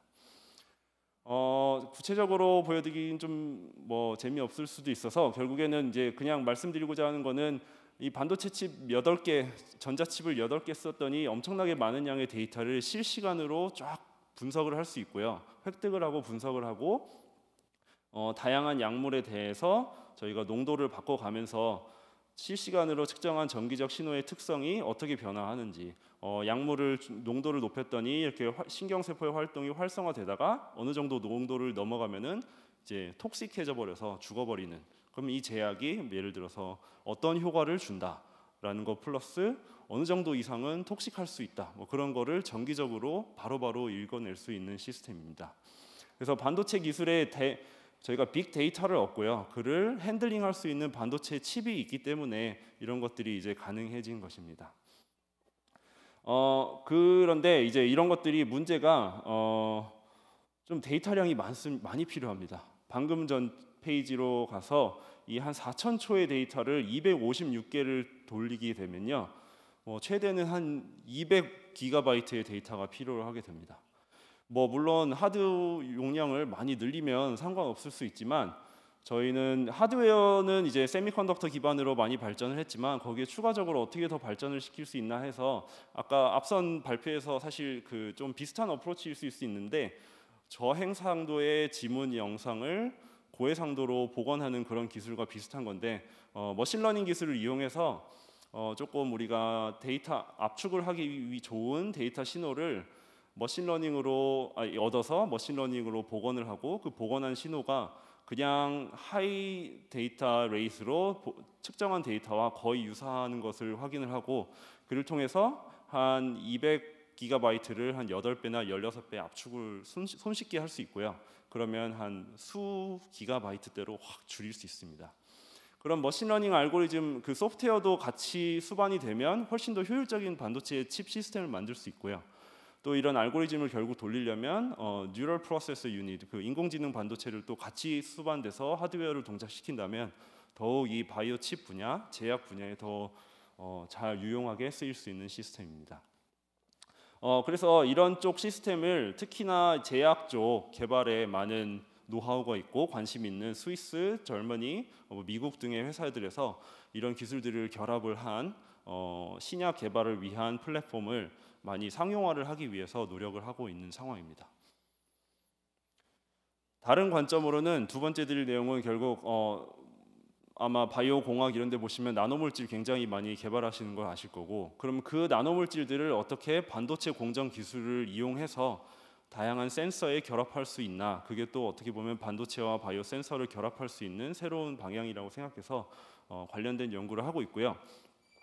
다양한 어프로치들이 사실 많은데 제가 관심이 있었던 것 중에 하나는 설모플라즈모닉 바이오 칩이라고요. 결국 이게 플라즈모닉 나노 물질이라고 하는 건데 간단하게는 특정 파장의 빛을 받으면 그 파장의 빛만 흡수해서 그 나노 입자 주변으로 국소적인 열을 발생시킵니다. 그럼 빛을 쬐서 열을 발생시키면 알려진 여러 논문을 통해서 알려진 바는 예를 들어서 아까 보셨던 신경세포의 활동이 일시적으로 억제되는 것을 보실 수 있습니다.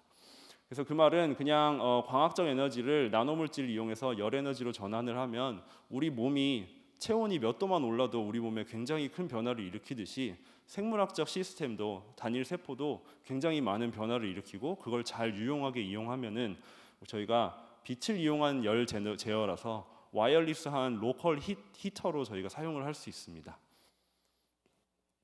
또 어디다 쓸 수 있냐? 이 세포의 활동 조절도 가능하고요. 아까 시스템에서 보시면 이제 저희가 마이크로 파이펫으로 드럭을 이제 인젝션 했다면 뭐 빛을 이용한 열을 발생시켜서 미세한 양의 약물도 릴리즈할 수 있는 옵티컬 드럭 릴리즈 시스템도 개발이 가능한 걸 사람들이 연구를 하고 있고요.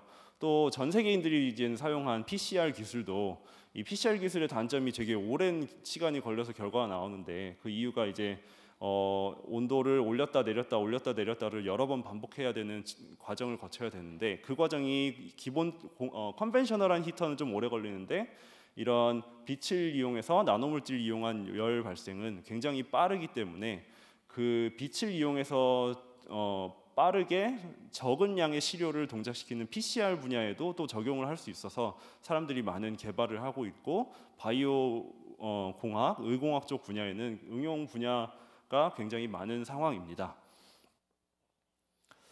그러면 이 나노물질을 이제 결합을 한다는 건데 기존의 반도체 공정은 사실 나노물질을 공정하는 데는 적합하지는 않고요. 저는 좀 디스플레이 반도체에 사용할 수 있는 반도체 공정을 사용하고 있습니다. 특히 이런 예시처럼 아예 직접적으로 OLED 디스플레이를 잉크젯 프린팅으로 만드는 예시도 있는데 가장 최근에는 퀀텀 닷 OLED 디스플레이에 퀀텀 닷 컬러 필터를 결국 나노 입자인 양자점을 잉크젯으로 대면적 공정해서 55인치 TV 이상의 디스플레이에 양산을 하고 있는 게 삼성 디스플레이의 지금 현재 상황이기 때문에 저희가 쓰는 잉크젯 프린팅이 디스플레이 반도체에 양산돼서 쓰이는 공정이고 이 컬러 잉크 대신 그냥 앞서 보신 나노 입자를 프린팅한다고 생각하시면 되겠습니다. 그리고 나노 입자, 잉크젯 프린팅 공정이 용량, 볼륨을 되게 조금 쓰고요. 또 저온 공정이 가능해서 입자뿐만 아니라 다양한 종류의 고가의 바이오 몰레큘 등도 아주 손쉽게 패터닝이 가능한 기술이라서 저희가 통상적으로 만드는 반도체 소자나 반도체 소자 시스템을 다양한 물질을 결합시켜서 아주 손쉽게 펑셔널라이즈 할 수 있는 되게 유용한 반도체 공정 기술입니다. 이런 거를 가지고 이제 정말 사용을 할 수 있냐를 보기 위해서 뭐 한 가지 예시로는 그냥 이렇게 별 모양을 프린팅하면 별 모양의 나노 입자가 있고 빛을 쬐면 별 모양의 열 패턴이 발생하는 열 패터닝도 굉장히 쉽게 된다와 또 이런 조그만 마이크로 패턴의 나노 입자인데 빛을 쬐면 온도가 쫙 올라갔다가 빛을 끄게 되면은 온도가 순식간에 싹 사라지는 와이어리스로 컨트롤이 가능한 마이크로 히터를 만들 수 있습니다. 이런 걸 가지고 실제 세포의 활동을 조절할 수 있냐 봤을 때 아까 보셨던 신경 신호를 측정하는 미세 전극 칩이고요. 이쪽에 이렇게 프린팅을 하고 빛을 쬐었을 때 열은 저희가 이쪽 한쪽에서만 발생하는 걸 예상을 하고 이때 발생하는 신경세포의 활동을 측정을 해봤더니 충분한 열을 발생시킬 수 있고 국소적이고 그걸 통해서 세포의 활동을 자극하고 조절할 수 있다라는 것을 확인을 했습니다. 그리고 그러면 앞서 보신 것처럼 원래 기존에는 마이크로스코프로 이미징을 하고 저희는 정기적으로 신호를 읽고 방금 예시처럼 이런 빛으로 뭔가를 조절할 수 있는 것을 다 결합해서 이 멀티펑셔널한 바이오 칩 플랫폼을 만들려면 결국 전자 시스템이 투명해야 됩니다. 그래서 앞서 발표해 주신 그 투명 전극과 비슷한 내용인데요. 저희는 사실 되게 좀 다른 어프로치를 좀 써봤고요. 원래는 그 금 방막이라는 게 좀 두께가 있어서 어느 정도 두께를 가져야 전도성이 있어서 불투명해지는데 저희는 그 두께가 구현되기 전에 훨씬 낮은 두께에서도 이 메탈 스퍼터나 서멀 이베포레이션 된 메탈이 쫙 연결이 돼서 충분한 전도성을 가지는 반도체 공정을 좀 개발을 했고요. 보시는 것처럼 10나노 미만의 두께에서 골드 방막을 투명하면서도 컨덕티브하게 만들 수 있고 그래서 기존 많이 쓰는 투명 전극인 ITO 대비 훨씬 더 좋은 쉿 리지스턴스 면저항을 가지면서 어느 정도 한 60에서 80% 정도를 제가 기억하는데 투명도를 충분히 얻을 수 있고 기존 그 ITO 전극 대비 훨씬 더 미케니컬 플렉서빌리티가 좋은 전극을 개발을 했고요. 이렇게 만든 아까 보셨던 미세 전극 칩인데 훨씬 투명하게 만들 수 있어서 광학적 기법들과 같이 컴패터블하게 적용이 가능합니다. 앞서서 이제 그냥 전극만 만들 거냐라고 했을 때 전극만 만들어도 되지만 액티브 소자인 트랜지스터를 잘 결합을 하면은 뭐 구체적으로 설명은 안 드리겠습니다만 뭐 바이오 신호를 조금 더 증폭을 한다든가 신호 처리를 한다든가 하는데 적용할 수 있어서 같은 얇은 방막의 전극으로 투명도를 높여서 세포 이미징도 되면서 트랜지스터의 특성은 충분한 트랜지스터의 특성을 얻을 수 있는 투명 트랜지스터를 또 최근에 개발을 했고요. 또 더 나아가서 앞서 보신 것처럼 온도 변화가 발생되는데 결국 다 적용을 하려면 온도 센싱을 잘 컨트롤하고 측정할 수 있어야 됩니다. 그래서 얇은 방막의 골드 전극, 투명 전극을 이용해서 저항을 만들고 그 저항이 온도 변화에 따라서 저항값이 바뀌는 아주 간단한 원리를 이용해서 Resistance Temperature Detector (RTD를) 만들어서 빛으로 열을 발생시키는 광열 현상의 온도 변화를 아주 정밀하게 측정할 수 있다는 것을 이용해서 온도 센서를 개발해서 앞선 바이오칩과 같이 결합할 수 있는 플랫폼을 만들고 있고요. 또 이 저항 같은 경우는 또 바이오 쪽에 응용을 하다 보니 저항 같은 경우는 아주 작게 만들기는 사실 조금 쉽지 않은 면이 있는데요. 조금 더 소형화에 최적화된 반도체 소자 중에 가장 기본이 되는 PN 다이오드를 이용해서 온도 센서를 만들어 봤고요. PN 다이오드에 투명 전극들을 결합을 하고 충분한 투명도를 가지고 세포를 센서를 뚫고 세포도 이미징을 할 수 있을 정도고 다이오드가 이제 전류 캐릭터리스틱이 온도에 디펜던트하기 때문에 온도 변화도 잘 센싱을 할 수 있다. 그래서 마이크로 스케일의 템퍼처 세미 트랜스퍼런트한 템퍼처 센서를 만들었다는 내용이고요. 최종적으로 더 저희가 관심 있던 것 중에 하나는 그러면 조금 더 나아가서 더 투명하면서 더 작은 스케일의 온도도 측정 가능하면서 더 빠른 온도 변화, 얼마나 빠르냐면 한 1ms의 온도 변화까지도 측정할 수 있는 기술은 뭘까라는 고민을 하다가 그게 앞서 말씀드린 다양한 광열 효과 현상 그 응용 분야에 잘 적용이 될 수 있고요. 그런 어떤 기술이 있을까 하다가 저희가 에너지 공학 분야에 많이 쓰고 있는 열전 소재를 이용해서 재백 효과라고 하죠. 이제 그걸 이용해서 투명 온도 센서로 만들어 보면 어떨까 해서 본 연구를 진행했습니다. 바이오 컴패터블한 고분자 전해질 열전 소재를 사용을 하고요. 열전 소재의 특성이 온도 차이가 발생을 하면은 자연적으로 전압차가 발생을 합니다. 그러면 너무 투명하고 그 투명도가 저희가 옵티마이즈를 해서 앞서 보여드린 잉크젯 프린팅으로 사실 만드는데 한 95% 이상의 투과도를 만들었고 이 레이저가 너무 투명하기 때문에 레이저가 뚫고 나가도 아주 큰 간섭은 없고요. 온도가 한쪽에서 올라가게 되면 양쪽에 전압차가 생겨서 온도 변화에 따른 전압 신호 생성을 저희가 하이 퀄리티로 측정을 하면 아주 빠르게 온도 센싱도 직접적으로 측정이 가능합니다. 너무 투명해서 이 세포의 활동을 광학적으로 보는 방법인데 이것도 굉장히 클리어하게 볼 수 있고 1ms의 온도 변화, 레이저를 1ms만 켰다 껐을 때 온도가 몇 도가 올라가거든요. 이게 충분히 바이오 쪽에서는 큰 효과일 수 있는데 이거를 아주 정밀하게 마이크로 세컨드 레졸루션 스케일의 타임 해상도로 측정을 할 수 있는 굉장히 투명한 열전 온도 센서를 만들었다는 내용이고 앞선 이러한 분야에 사용이 될 수 있습니다. 네, 그래서 요약을 드리자면 반도체 테크놀로지가 작게 만드는 걸 이상으로 지난 한 10년, 15년간 기능성 다양화를 위해서 굉장히 많은 노력을 해왔고 그 중심에 스마트 센서가 있고 또 바이오 센서와 바이오 칩에도 결합할 수 있는 기술들이고 이러한 여러 가지 장점이 결합이 됐을 때 지금 저희가 기대하는 다양한 스마트 센서를 만들 수 있을 것이라고 기대를 합니다. 그리고 이를 위해서는 기존의 반도체 또 기존의 반도체 공정과 좀 새로운 잉크젯 프린팅 같은 새로운 반도체 공정이 잘 결합이 되어야 되고요. 또 신호 처리 같은 분야에서도 잘 들어와야 돼서 머신러닝이나 머신러닝을 잘 돌릴 수 있는 인공지능 하드웨어 같은 기술들이 다 필요하고 또 다양한 나노물질과 결합할 수 있는 융합을 필요하고요. 이를 적용할 수 있는 의공학, 뇌과학 등의 분야의 연구가 필요합니다. 그래서 디지스트에서 각각의 분야에서 모두 다 최고의 교수님들과 연구진들이 연구를 하고 있고 또 각각 접점에서 융합 연구를 하고 있고 저도 이분들과 같이 좋은 연구를 진행하고 있습니다. 그래서 앞서 페이지들의 이제 오른쪽의 사진들로 그 관련된 연구를 했던 연구원분들과 콜래보레이터 분들을 소개드렸는데요. 디지스트 일반 과제 포함해서 다양한 국내 기관에서 펀딩을 받아서 연구를 진행하고 있고 여기 많은 콜래보레이션 하는 분들과 좋은 연구를 하려고 많은 노력을 하고 있습니다. 네, 경청해 주셔서 감사합니다.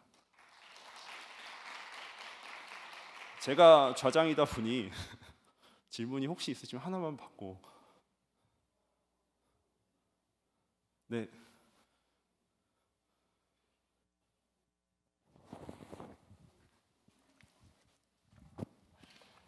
네, 발표 잘 들었습니다. 그 멀티 채널로 드럭 디스커버리 하는 내용을 앞부분에서 말씀을 해주셨는데요. 그게 디스커버리를 하려면은 이제 저희가 소위 말하는 다수의 수천 개의 약물 중에서 hit이라고, 그러니까 그 세포를 죽일 수 있는 그런 약물을 이제 찾아내야 되는데. 그거는 지금은 세포 사멸, 그러니까 죽어버리는 걸 기준으로 찾는다고 하면 지금 보여주신 기술로 하면 그러니까 죽기 전에 나타나는 변화를 통해서 약물의 hit을 더 쉽고 빠르게 찾을 수 있는 것인지, 그러려면 그 정교학 신호가 뚝 떨어지기 이전에 변화를 보고 생물학적인 세포의 그런 활성 변화가 뭔지를 좀 매치할 수 있는 그런 방안도 계획하고 계신지. 네, 그 좋은 코멘트이신데요. 그렇게 되면 좋을 것 같다라고 저도 생각을 하고요. 그러니까 광학적으로 보는 거는 한계가 있고 그 세포의 물리적인 변화도 있지만 기능적인 변화를 좀 정기적으로도 동시에 볼 수 있을 것 같고, 그러다면 다방면으로 봐서 어느 정도 이상이 그 약간 그 그레이 에어리아에 어떤 변화가 있을지 또 조금 더 다방면으로 분석이 가능한 플랫폼이 되지 않을까라는 생각을 하고 있고요. 솔직히는 그쪽으로 되게 깊게 현재 연구는 하고 있지는 않습니다. 네, 감사합니다. 네, 다음 발표로 넘어가겠습니다.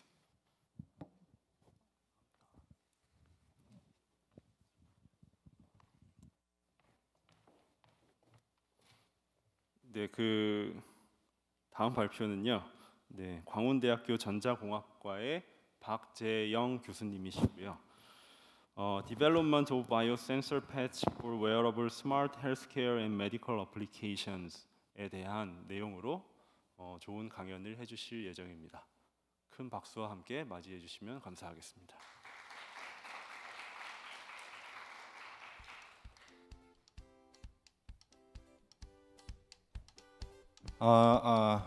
만나서 반갑습니다. 오늘 그 짧은 시간에 저희 연구실에서 한 내용들이 많은데 몇 가지 골라서 발표를 하도록 하겠습니다.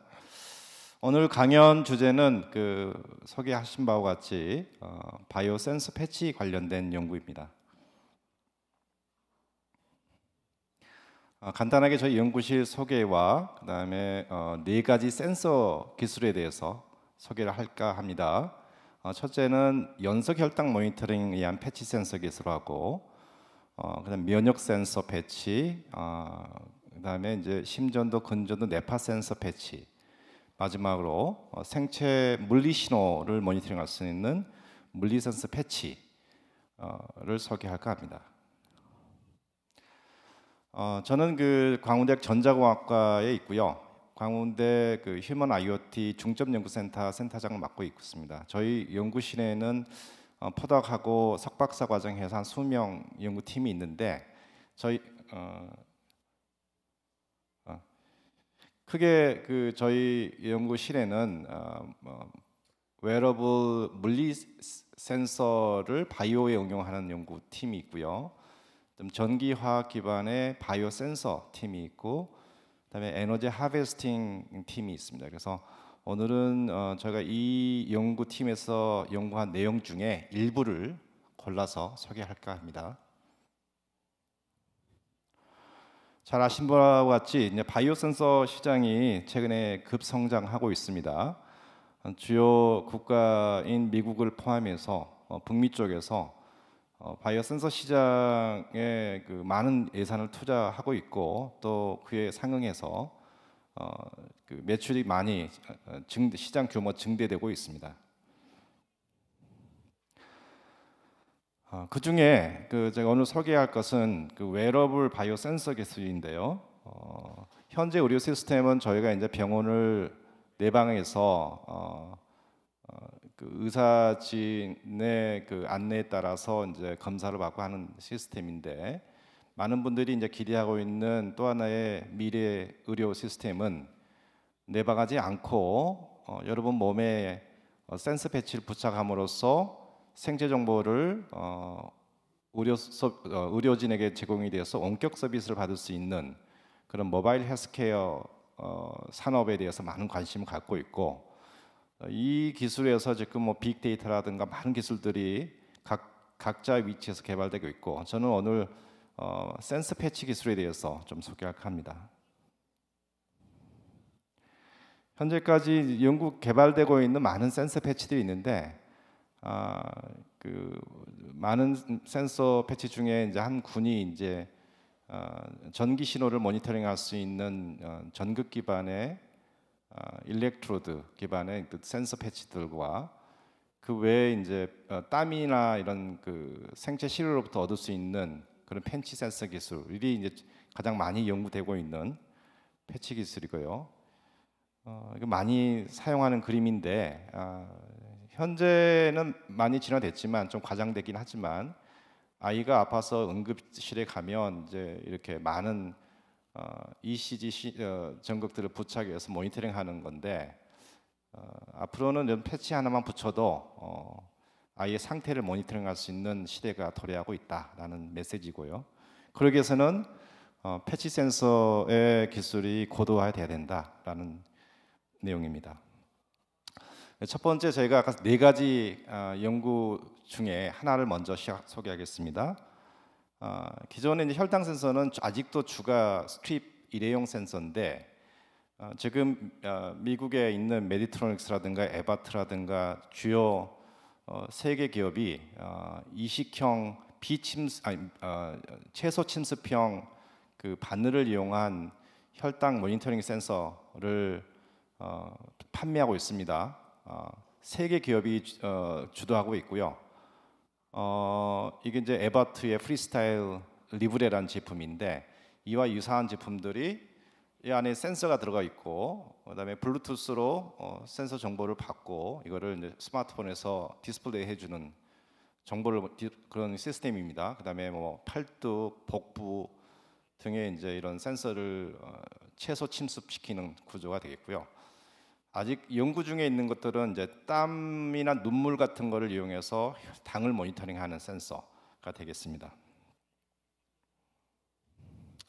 저희 연구실에서는 2018년도에 16년도군요. 그때 이런 그 서슨 니드를 어레이로 만들어서 PT 블랙 소재를 코팅해서 효소를 쓰지 않는 무효소 당 패치 센서를 만들어서 토끼에 이제 실험하는 결과들을 발표한 적이 있고요.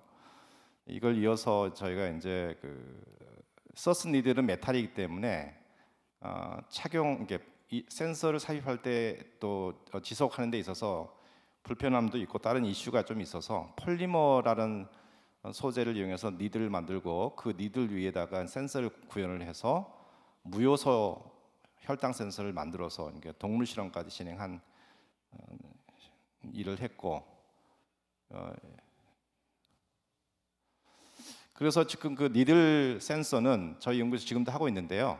지금은 저희가 대사증후군 모니터링 센서 기술 개발 과제로 폭이 한 600 마이크론 폭의 폴리머 니들에다가 당 센서와 요산 센서, 그다음 온도 센서가 직접 밭에서 개발이 완료가 됐고, 현재 오송에 있는 천복재단에서 토끼를 이용해서 동물 실험을 하고 있습니다. 그래서 5일 동안 연속적으로 당과 요산과 온도를 모니터링한 결과를 얻고 있고요.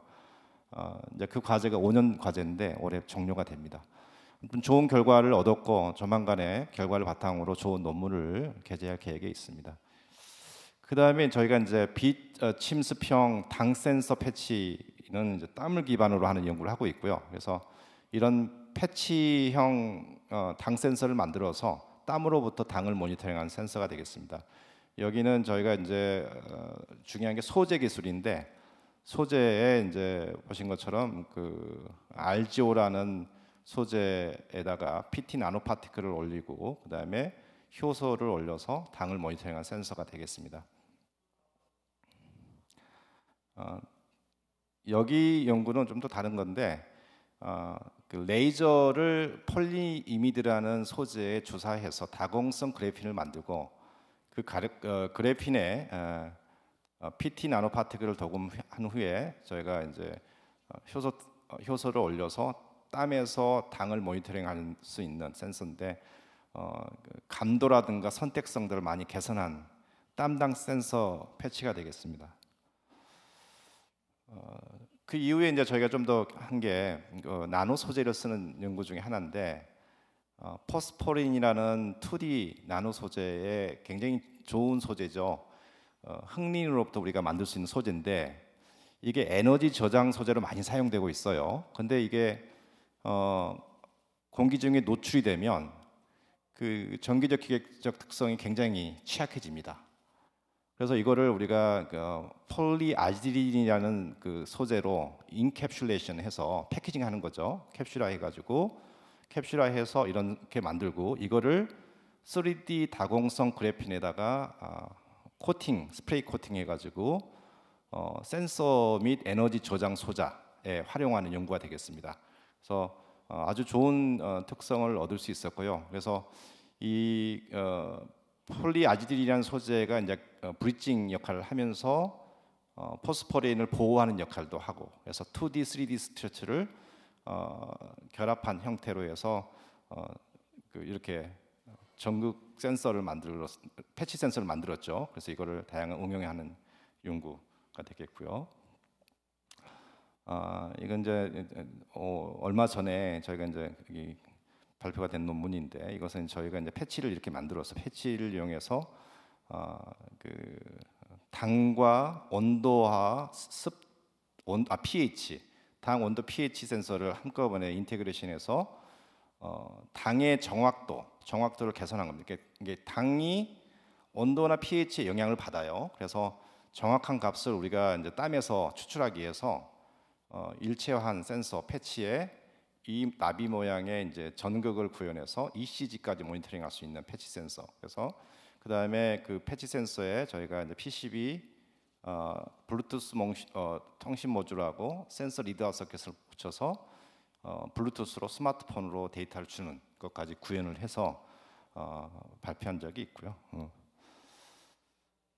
그 다음에 이제 제가 이제 뭐 다 가져올 수는 없고 정해진 시간 때문에 두 번째 아이템으로 아까 전극 센서, 생리학적 신호를 모니터링 전극 센서를 간단히 말씀드리면 기존은 우리가 이제 이런 그 ECG, EMG라든가 뇌파 검사를 하려면 병원 내방에서 이렇게 복잡한 전극들을 붙이고 하는 건데 이제 연구자들은 이런 불편함을 없애기 위해서 이제 패치 형태로 드라이 일렉트로드, 건식 전극을 쓰는 형태입니다. 여기서는 주로 건식이 아니고 AGCL 젤을 이용한 습식 전극 센서를 사용합니다. 그래서 건식 전극을 사용하는 이유가 뭐냐 하면 그러니까 습식을 쓰면 공기 중에 노출이 되면 드라이 되면서 성능이 많은 변화가 있어요.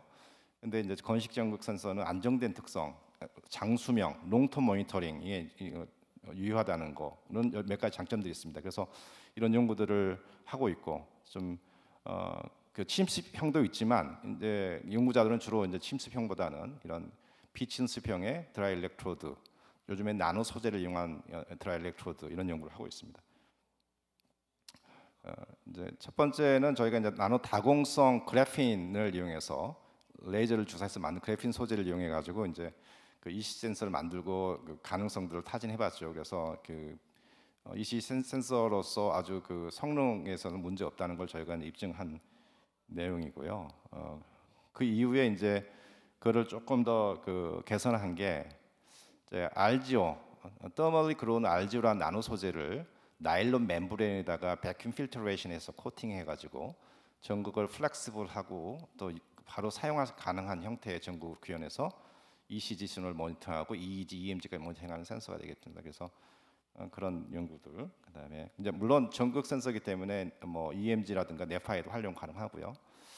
이게 이제 최근에 저희가 이제 나노 소재를 쓴 연구인데요. 이것은 이제 맥신하고 PVDF를 섞어서 파이버를 만들고 나노 파이버를 만들고 그 나노 파이버를 탈브라 수소화 공정과 또 레이저 주사를 통해서 육각형 구조의 흑린 모양을 갖는 탄소 나노 섬유를 만들었어요. 그래서 테트를 만들어 가지고 이 테트를 이용해서 이제 심전도 외에 근전도 뇌파까지 측정하는 센서들을 만들었죠. 그러니까 이 센서의 장점은 뭐냐면 기체 투과성. 그러니까 건식 전극, 메탈 전극들은 인체에 붙이면 몸에 나는 히트에 의해서 센서의 성능이 장시간 하면 땀이 차기 때문에 문제가 되는데 이것은 이제 기체 투과성이 우수하고 유연성이 좋기 때문에 그런 문제들을 해결할 수 있는 장점이 됩니다. 그래서 그다음에 이제 세 번째 면역 센서 관련해서 잠깐 말씀드리면 면역 센서는 기존 면역 센서는 사용하려면 이제 여러 단점들이 있죠. 단점들이 있는데 요즘에는 이제 짧은 시간에 휴대용이 가능한 면역 센서 연구들을 많이 하고 있습니다. 그래서 이제 이것은 이제 방광암 검출 센서를 만들 때 이제 여러 가지 소재 중에 하나가 저희는 이제 맥신이라는 소재를 전기 도금으로 증착을 했는데 인터디지테이드 일렉트로드에다가 도금을 해서 만들고 이걸 이용해서 패치형 방광암 검출 센서를 만든 내용이 되겠습니다. 이거는 이제 또 다른 면역 센서인데 이것은 이제 IgG 바이오마커를 검출한 센서고요. LIG 전극 위에다가 제가 이런 나노 소재들을 올려서 만든 거고 측정은 저희가 DPB 방식으로 측정한 결과가 되겠습니다. 마지막으로는 물리 센서 관련된 연구를 잠깐 말씀드리겠습니다.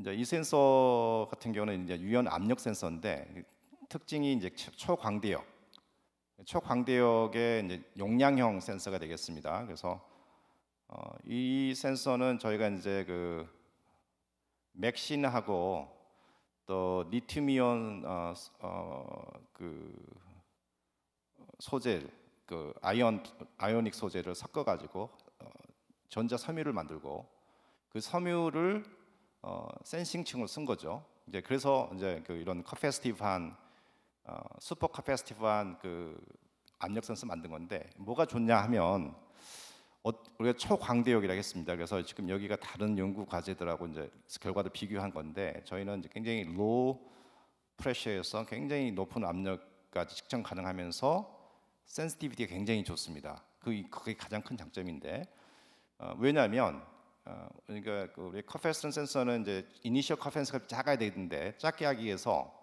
전극 계면층에 저희가 이제 그 맥신의 하이드로젠 본딩을 이용해서 초기 용량 값을 줄였고 또 외부 압력이 가해지면 이온 펌핑에 의해서 이 계면층에서 전기 이중층이 형성됩니다. 전기 이중층. 그래서 용량이 커집니다. 그래서 리니어 레인지가 굉장히 증대되는 원리를 이용한 거죠. 원리를. 그래서 그거를 이제 그래서 우수한 성능을 얻을 수 있고 자료를 보다 보니까 잘못된데 이게 ACS 나노의 표지로 게재가 된 거고요. 그다음에 저희가 이제 그 유연한 그 압력하고 스트레인을 측정할 수 있는 센서를 이제 만든 건데 이것은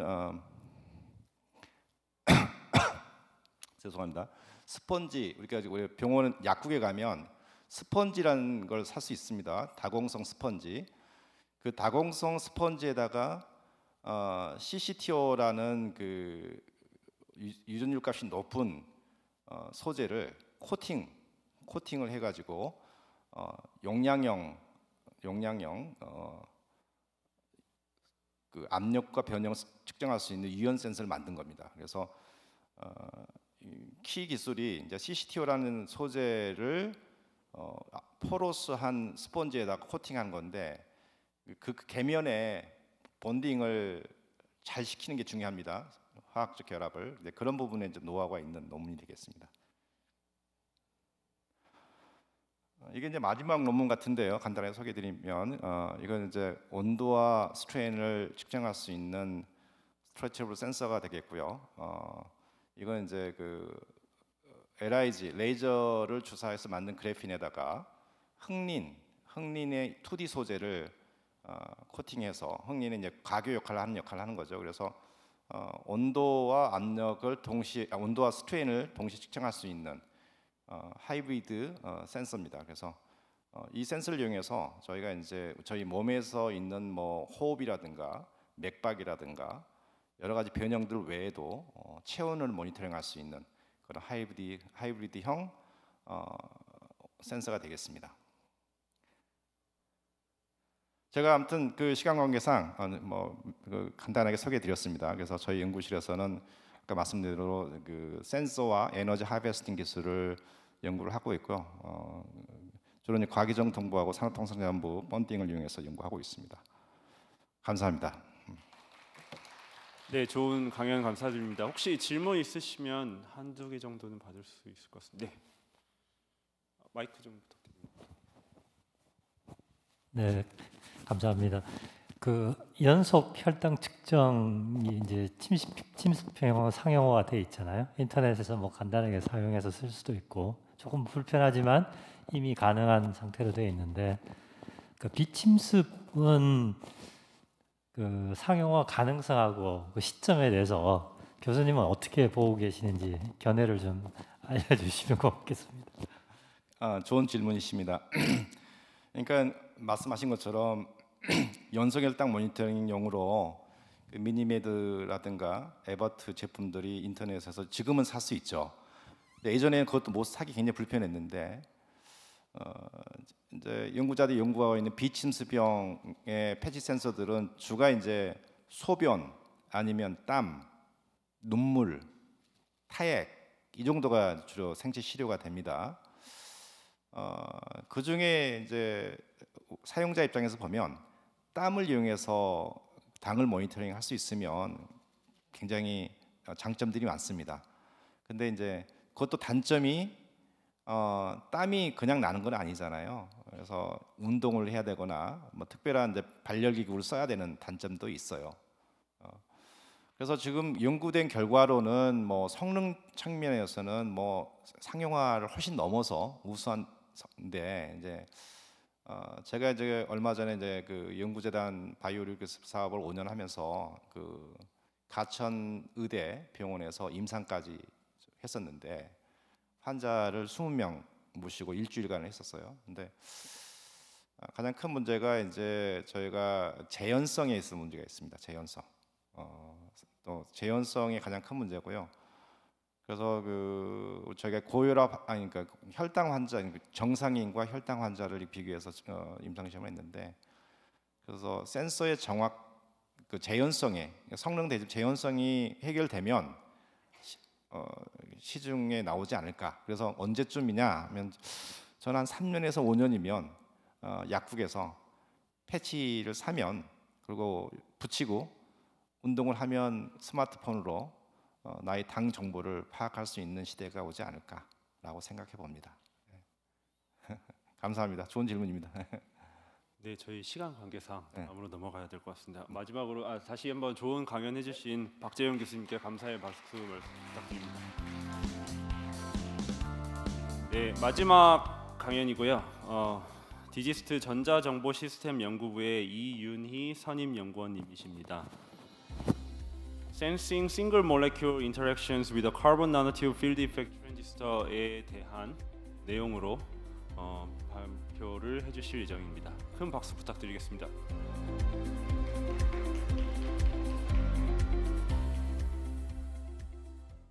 네, 소개해 주셔서 감사합니다. 네, 안녕하세요. 저는 디지스트 융합연구원 전자정보시스템 연구부의 이윤희라고 합니다.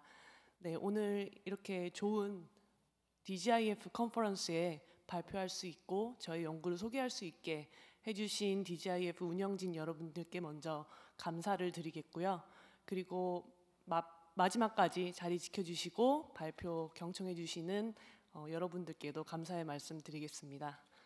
네, 제가 오늘 이 자리에서 발표할 내용은 디지스트 센소리움 연구소에서 센서 상용화 기술로 제가 연구 개발을 주도하고 있는 단일 분자 상호작용을 검출하기 위한 탄소 나노튜브 기반 필드 이펙트 트랜지스터 어레이의 디지스트 파운드리 인프라를 이용한 웨이퍼 스케일의 생산 프로세스 구축 및 질병 진단용 바이오 센서 시스템을 개발하는 것에 대한 오버뷰를 해드리고자 합니다.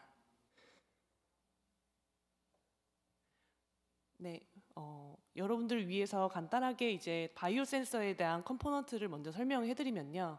앞서 발표해주신 여러분들께서 바이오 센서에 대해서 다양한 포맷으로 설명해주셨는데 물리적인 현상을 측정하는 바이오 센서도 있지만 아마 제가 말씀드리는 부분이 가장 미시적인 스케일에서의 바이오 센서라고 보실 수 있겠습니다. 통칭을 해서 이제 분자 친화 기반을 이용한 바이오 센서이고요. 환자나 생체 시료 내에 존재하고 부유하고 있는 애널라이트, 즉 분석물들을 이것을 상보적으로 인지하는 리셉터라는 물질을 바이오 센서 인터페이스 표면에 코팅을 함으로써 애널라이트와 리셉터 간의 상호작용력을 변환해서 시그널로 읽어드리는 한 컴포넌트를 통칭해서 바이오 센서라고 정의를 하고요. 결국 이 내추럴한 상태에서 생체 분자들이 상호작용하는 그런 인터랙션을 측정 가능한 신호로 변환하는 트랜스듀서가 이 바이오 센서의 민감도를 결정하는 키포인트라고 볼 수 있겠습니다. 그래서 트랜스듀서라고 하면은 이제 생체 신호 간의 상호작용을 엔자임 같은 산화 환원 반응을 이용해서 일렉트로케미칼 레이블을 통해 관찰을 한다던가 형광 분자를 부착을 해서 옵티컬한 방법으로 시각적으로 인지를 한다던가 함으로써 오리지널 샘플 안에 있는 질병 관련 바이오마커들의 농도를 정량을 하는 기술이 되겠습니다. 결국 이 트랜스듀서가 분자 친화 기반 바이오 센서의 민감도와 그 다음에 정확도를 결정하는 키 엘레멘트 기술이라고 말씀을 드리겠습니다. 그래서 이 트랜스듀서가 싱글 몰레큘 민감도를 가질 정도로 높은 민감도로 검출을 하기 위해서는 결국 트랜스듀서 자체가 싱글 몰레큘의 랭스 스케일까지 미니어처라이즈 되면은 그 효과가 극대화된다라고 볼 수가 있고요.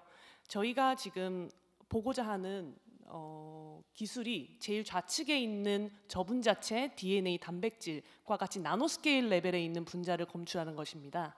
그래서 이러한 것들을 단일 분자 레벨에서 높은 신호대 잡음 뒤로 트랜스듀싱 하기 위해서는 결국 트랜스듀서가 나노스케일 사이즈에 맞게 미니라츄라이즈 되면은 그 신호대 잡음비를 증대할 수 있다라는 뜻이 되고요.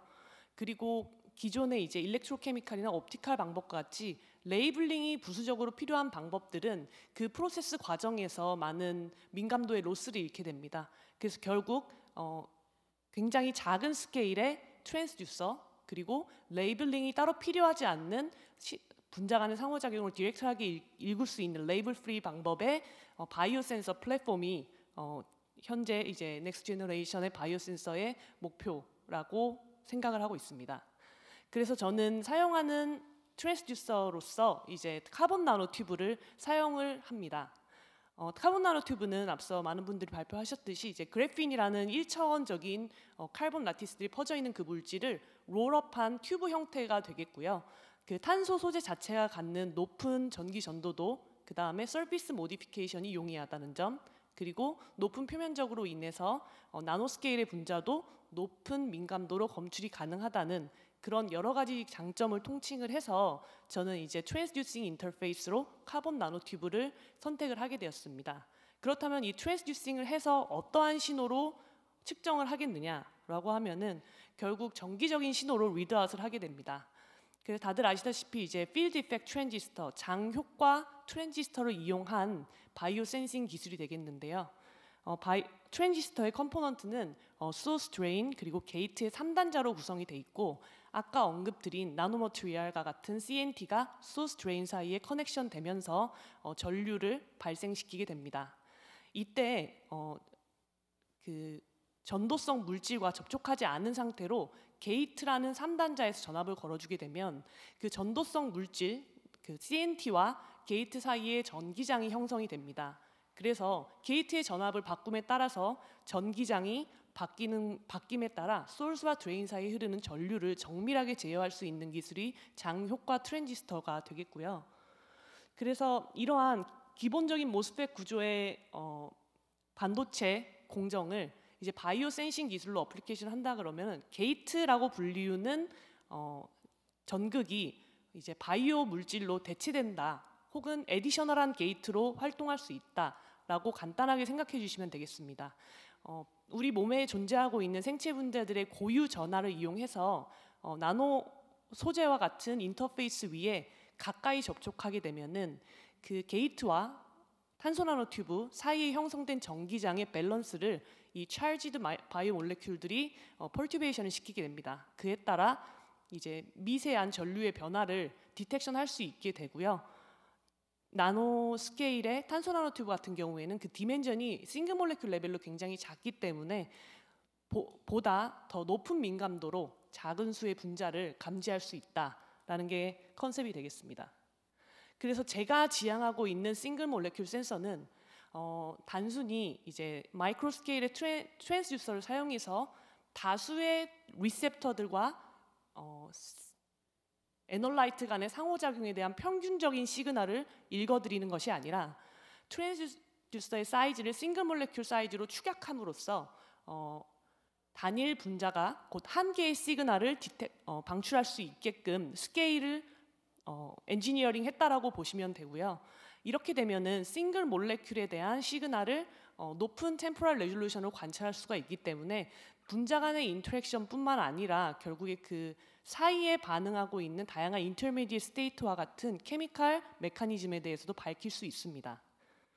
이러한 디텍터들이 한 개만 있는 것이 아니라 반도체 기술을 이용해서 높은 집적도로 어레이의 형태로 되게 되면은 이제 단순히 한 개의 싱글 몰레큘을 관찰하는 생물학적 관점이 아니라 동시에 싱글 몰레큘에 대한 인터랙션을 큰 데이터로 수집할 수 있어서 한 시그널을 곧 싱글 몰레큘로 카운트하고 이들에 대한 시그널의 개수를 헤아리면 결국 정량적인 분석도 가능하게 됩니다. 그래서 저희가 이제 명명하는 거는 이제 싱글 몰레큘 팻, 결국 SM 팻이라고 불리우는 싱글 몰레큘 센서를 고안을 하는 것이고요. 다시 말씀드리면은 이제 다수의 분자들에 대한 평균적인 정보를 수집하는 센서가 아니라 이제 반응 챔버 안에 존재하는 바이오마커 한 개의 그 템포럴한 변화를 정밀하게 관찰할 수 있는 싱글 몰레큘 디텍터가 되겠습니다. 그래서 기존의 이제 앙상블 팻 같은 경우에는 다 마이크로 스케일의 트랜스듀서 안에 이제 많은 수의 리셉터들이 수식되어 있고 그 다음에 그것에 대한 애널라이트들이 바인딩되는 신호를 선형적으로 변화로 읽게 되는데요. 저희가 지향하는 컨피규레이션은 소스 드레인 사이에 단 한 개의 카본 나노 튜브가 있고 그 위에 단 하나의 리셉터를 수식한 다음 싱글 몰레큘 간의 인터랙션을 인지를 해서 템포럴 레졸루션을 가지며 다이나믹한 인포메이션을 얻는 모니터링 기술을 제안하고자 합니다. 그래서 기대하는 앙상블 시그널의 변화는 결국 몰레큘이 바인딩되는 양에 따른 신호의 변화를 선형적인 시프트로만 리드아웃을 하게 된다면 싱글 몰레큘 방식의 아웃풋 데이터는 다음과 같이 몰레큘이 바인딩되고 언바인딩되는 그런 템포럴 다이나믹한 그런 시그널들을 온오프 시그널로, 즉 디지털 시그널로 리드아웃을 하게 됩니다. 그래서 분자 친화도 KD 값에 따라서 이 온, 오프하는 속도 그리고 온오프의 프리퀀시가 굉장히 특이적으로 나타나기 때문에 이러한 분자 친화도를 디지털 핑거프린팅으로 이제 카테고라이즈 할 수 있고 아이덴티피케이션 할 수 있다라고 생각을 합니다. 그래서 한 가지 이제 예시로 저희가 싱글 몰레큘 팻으로 적용해봤던 실험은 이제 싱글 케미칼 리액션을 리졸브 하는 일이었습니다. 다음에서 보시다시피 이제 CNT의 사이드 월에 공유 결합으로 바인딩되고 있는 저 에릴 레디칼이라고 불리우는 케미칼들이 이제 사이드 월에 공유 결합을 하면서 결국에 CNT의 디펙트를 형성을 하게 되는데요. 이러한 디펙트의 정도를 케미칼을 넣는 순간 어떠한 레이트와 어떠한 개수로 디펙트가 일어나는지 정량적으로 파악을 할 수 있는지 확인하기 위해서 소자를 연결해 놓은 채로 이제 싱글 저 케미칼을 넣어서 이제 리드아웃을 해봤습니다. 그래서 보시면 앞서 이제 플랫한 형태에서 이제 케미칼을 넣은 순간 이제 케미스트리가 시작되기 때문에 CNT의 디펙트의 형성에 의해서 커런트들이 선형적으로 갑자기 떨어지게 됩니다. 그것은 이제 예측 가능한 이제 리액션인데 이것을 이제 20ms의 더 빠른 템포럴 레졸루션으로 들여다보면은 이 리액션들이 동시다발적으로 이루어지지만 템포럴리 리졸브드 된 이벤트로 퀀타이즈된 매너로 이제 디펙트가 한 개씩 이제 형성되는 것을 포착을 할 수가 있었습니다. 그래서 좌측에 보이는 케미칼 리액션 싱글 디펙트에 의해서 발생되는 탄소 나노튜브에 대한 저항성은 한 리액션당 6kΩ 정도로 퀀티파이를 할 수가 있게 됐고요. 그리고 더 재미있는 실험으로는 이제 이 케미칼 리액션을 단순히 카운팅하고 모니터링하는 것뿐만 아니라 이 케미칼 리액션의 게이트 전압을 이용해서 리액션의 일렉트로케미스트리가 인볼빙되는 리액션을 일렉트리컬리 모듈레이션 시킬 수 있다는 아이디어입니다.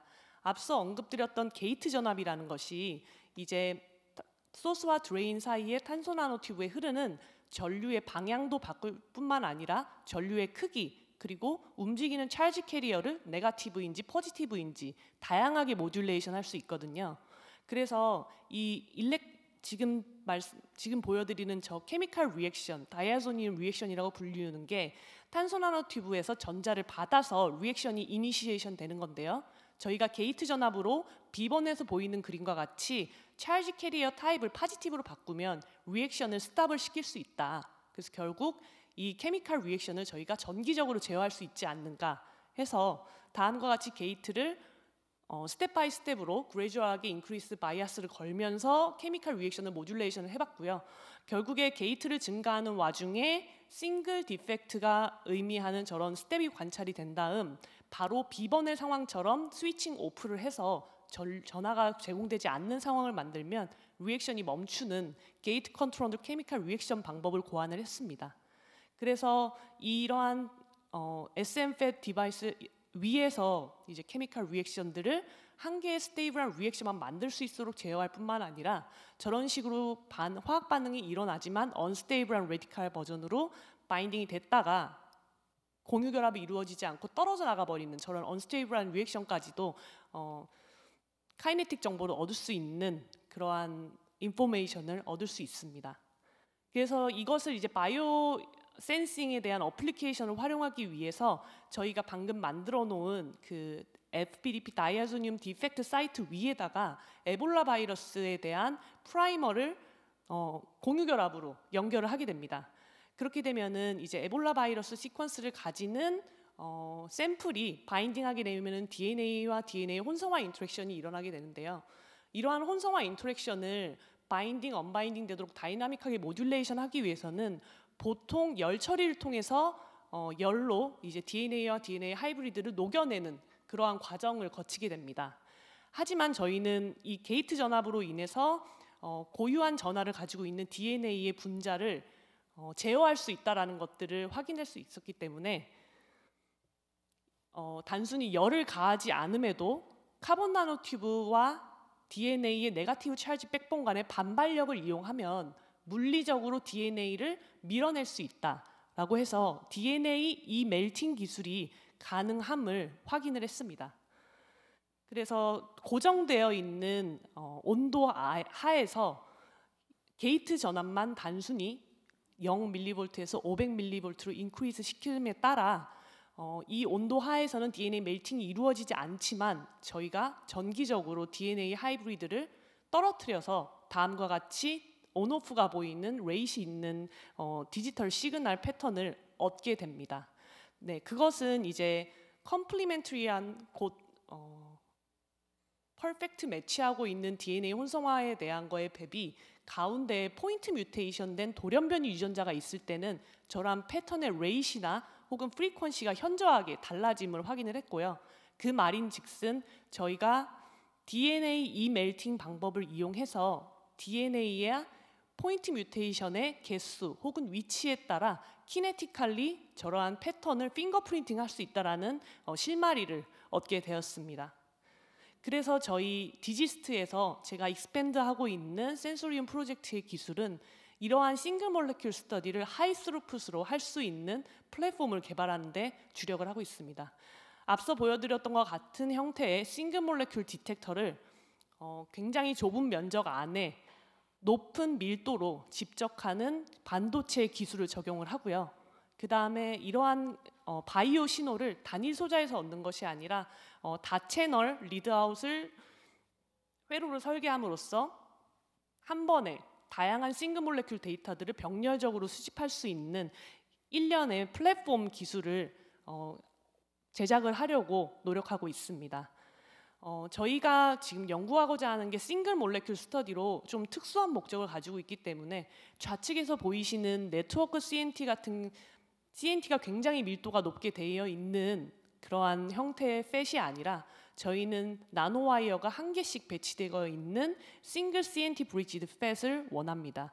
그래서 앞선 발표에서 이제 나노와이어의 배치 혹은 나노와이어를 기반으로 한 FET에 대한 이제 제작 수율 이런 것에 대해서 많은 이슈가 있다라고 하는데 이제 저희도 그러한 이슈를 극복하고자 잉크젯 프린팅과 같은 대면적 프린팅 기술을 이용해서 기존보다 훨씬 높은 수율의 싱글 CNT 브리지드 FET를 최대 6인치 웨이퍼 스케일에서 생산할 수 있는 공정 프로세스를 디지스트 팹에서 지금 추진을 하고 있습니다. 그리고 두 번째로는 이제 멀티 채널 리드아웃을 만들고 있는데요. 제가 기존의 선행 연구에서 보여드렸던 우측에 있는 PCB 보드가 현재 64채널의 PCB 리드아웃입니다. PCB 리드아웃과 저 가운데에 있는 실리콘 웨이퍼 바이오 칩, CNT 팻 어레이가 지금 패키징 되어 있는 모습이고요. PDMS 채널 마이크로 플루이딕 칩과 결합을 하게 되면은 CNT가 노출된 부위만 선택적으로 리퀴드가 딜리버리가 되게 됩니다. 그래서 바이오 시료를 직접 주입을 하고 그 안에 있는 신호를 64개의 채널을 통해서 리드아웃을 하고 있고요. D번에서 보이는 이미지는 이제 열 처리에 관련된 어플리케이션을 위해서 히터가 컴바인되어 있는 모습입니다. 그래서 이 선행 연구 결과를 기반으로 현재 저희는 256채널까지 PCB 리드아웃이 확장할 수 있는 회로 설계를 지금 진행 중에 있고요. 그래서 저희가 궁극적으로 이번 디지스트 센소리움 프로젝트에서 지향하고자 하는 이제 어플리케이션은 결국 이제 리퀴드 바이옵시에 있는 암에 관련한 돌연변이 유전자를 디텍션하는 기술을 개발함에 있습니다. 앞선 이제 바이오메디컬에 대한 프레젠테이션에서 보셨듯이 침습적, 비침습적 방법 그리고 수술적, 비수술적 방법이 얼마나 이제 환자들에게 부담이 되고 중요도가 높은지에 대해서 말씀을 해주셨는데요. 이러한 리퀴드 바이옵시, 결국 우리 몸에 흐르는 바디 플루이드를 채취해서 그 안에서 부유하고 있는 셀 프리 DNA나 유전체 돌연변이들을 높은 민감도로 감지를 하게 되면 암 환자들이 굳이 조직 생검을 하면서까지 암에 대한 진단을 할 필요 없이 건강검진을 하면서 이러한 바디 플루이드에 부유하고 있는 암에 대한 바이오마커를 굉장히 얼리 디텍션을 할 수 있다라는 점에 강점이 있고요. 그리고 이러한 셀 프리 DNA 같은 것들이 문제가 일단 굉장히 극미량이고 가끔씩 프래그멘티도 돼 있거나 굉장히 길이가 비정형적이다라는 문제가 있습니다. 그렇기 때문에 기존에 많이 사용하고 있는 PCR 증폭 방법이 많은 제약이 있음을 확인을 했고요. 그리고 극미량일수록 PCR의 증폭에 의한 에러가 굉장히 많은 바이아스를 일으킴에 따라 위양성 혹은 위음성 진단에 대한 가능성이 많이 제기가 되고 있기 때문에 저희는 PCR을 하지 않고 이 리퀴드 바이옵시 원액 그대로에 존재하고 있는 셀프리 DNA의 뮤테이션을 아까 보여드렸던 디지털 핑거프린팅 방법으로 키네틱 분석을 통해 진에 대한 아이덴티피케이션을 할 수 있는, 그리고 반도체 집적 어레이를 이용해서 높은 하이스루풋으로 다양한 질병 바이오마커들을 어세이할 수 있는 그런 분자 진단용 플랫폼을 개발을 하고 있는데 목적을 두고 있습니다. 네, 그럼 저희의 프로젝트에 대한 오버뷰는 이렇게 마치고요. 현재 지금 저희 연구실에서 같이 일하고 있는 두 분의 박사후 연구원과 그 다음에 센소리움 연구소의 프로젝트에 참여하고 있는 많은 콜래버레이터 분들이 있습니다. 경청해 주셔서 감사합니다. 네, 좋은 발표 감사드립니다. 혹시 질문 있으시면 네, 임영재 박사.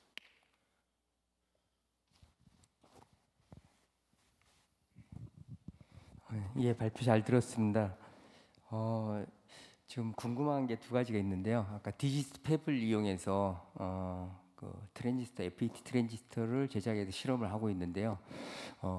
디지스트 팹에서 만드는 그 트랜지스터, 그러니까 소스 드레인의 이제 게이트 랭스 사이즈는 얼마나 가지고 실험하는지가 하나 궁금하고요.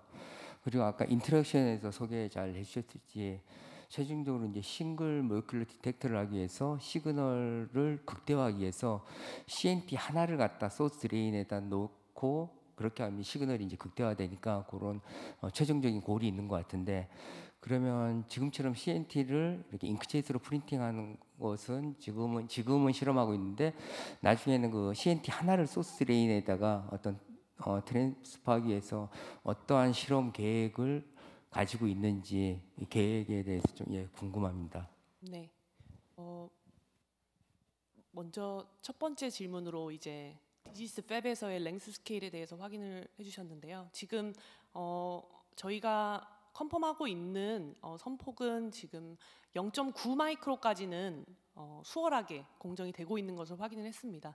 저희가 사용하고 있는 이제 솔루션 프로세스드 CNT의 길이가 1.2 마이크로미터 정도이기 때문에 전극 사이에 브리칭할 수 있을 정도의 충분한 랭스 스케일이 나와서 생산하는 데는 전혀 지장이 없는데, 이제 차후 저희가 CMOS 컴패터블한 시스템까지 확장을 하고 싶은 욕심이 있기 때문에 0.5 마이크로 선포까지 지금 할 수 있도록 메탈의 선택과 그 다음에 디자인 자체의 수정을 계속 진행을 하고 있는 상태입니다. 그리고 두 번째로 싱글 CNT를 트랜스퍼하기 위해서 어떠한 전략을 사용하고 있는지에 대해서 말씀을 해주셨는데요. 제가 기존에 이전 기관에 있었을 때에는 단순히 스핀 코팅 방법을 이용해서 CNT를 저밀도로 통계적 분산을 하는 방법으로도 충분히 20-30% 정도의 수율이 나왔었는데요. 지금 잉크젯 프린팅 기술로 실제로 CNT를 원하는 위치에 계속 딜리버리 하고 있는 것을 6인치 웨이퍼까지 대면적으로 프린트하는 기술이 되면은 기존에 지금 현재 보이고 있는 퍼포먼스의 한 50% 정도의 수율인데, 그것을 이제 잉크의 조성과 그 다음에 서피스 텐션 이런 것들에 대한 다양한 파라미터를 조금 더 보완을 한다면 60-70%까지 그 수율을 올릴 수 있을 것이라고 생각합니다. 근데 이것을 이제 상용화를 시키는 데 있어서는 수율이 100%가 가는 것이 산업화로는 좋은데요. 일단 저희가 직접 할 수 있는 소자의 개수를 충분히 많이 만든다면은 그것에 대해서 로스가 있더라도 100개 혹은 200개 이상의 싱글 몰레큘 리드아웃은 디지스트 팹 안에서 충분히 제작 가능할 것으로 생각합니다. 네, 또 다른 질문 있으신가요? 네, 없으시면 마지막으로 좋은 발표해 주신 이윤희 선임 연구원님께 다시 한번 큰 박수 부탁드립니다.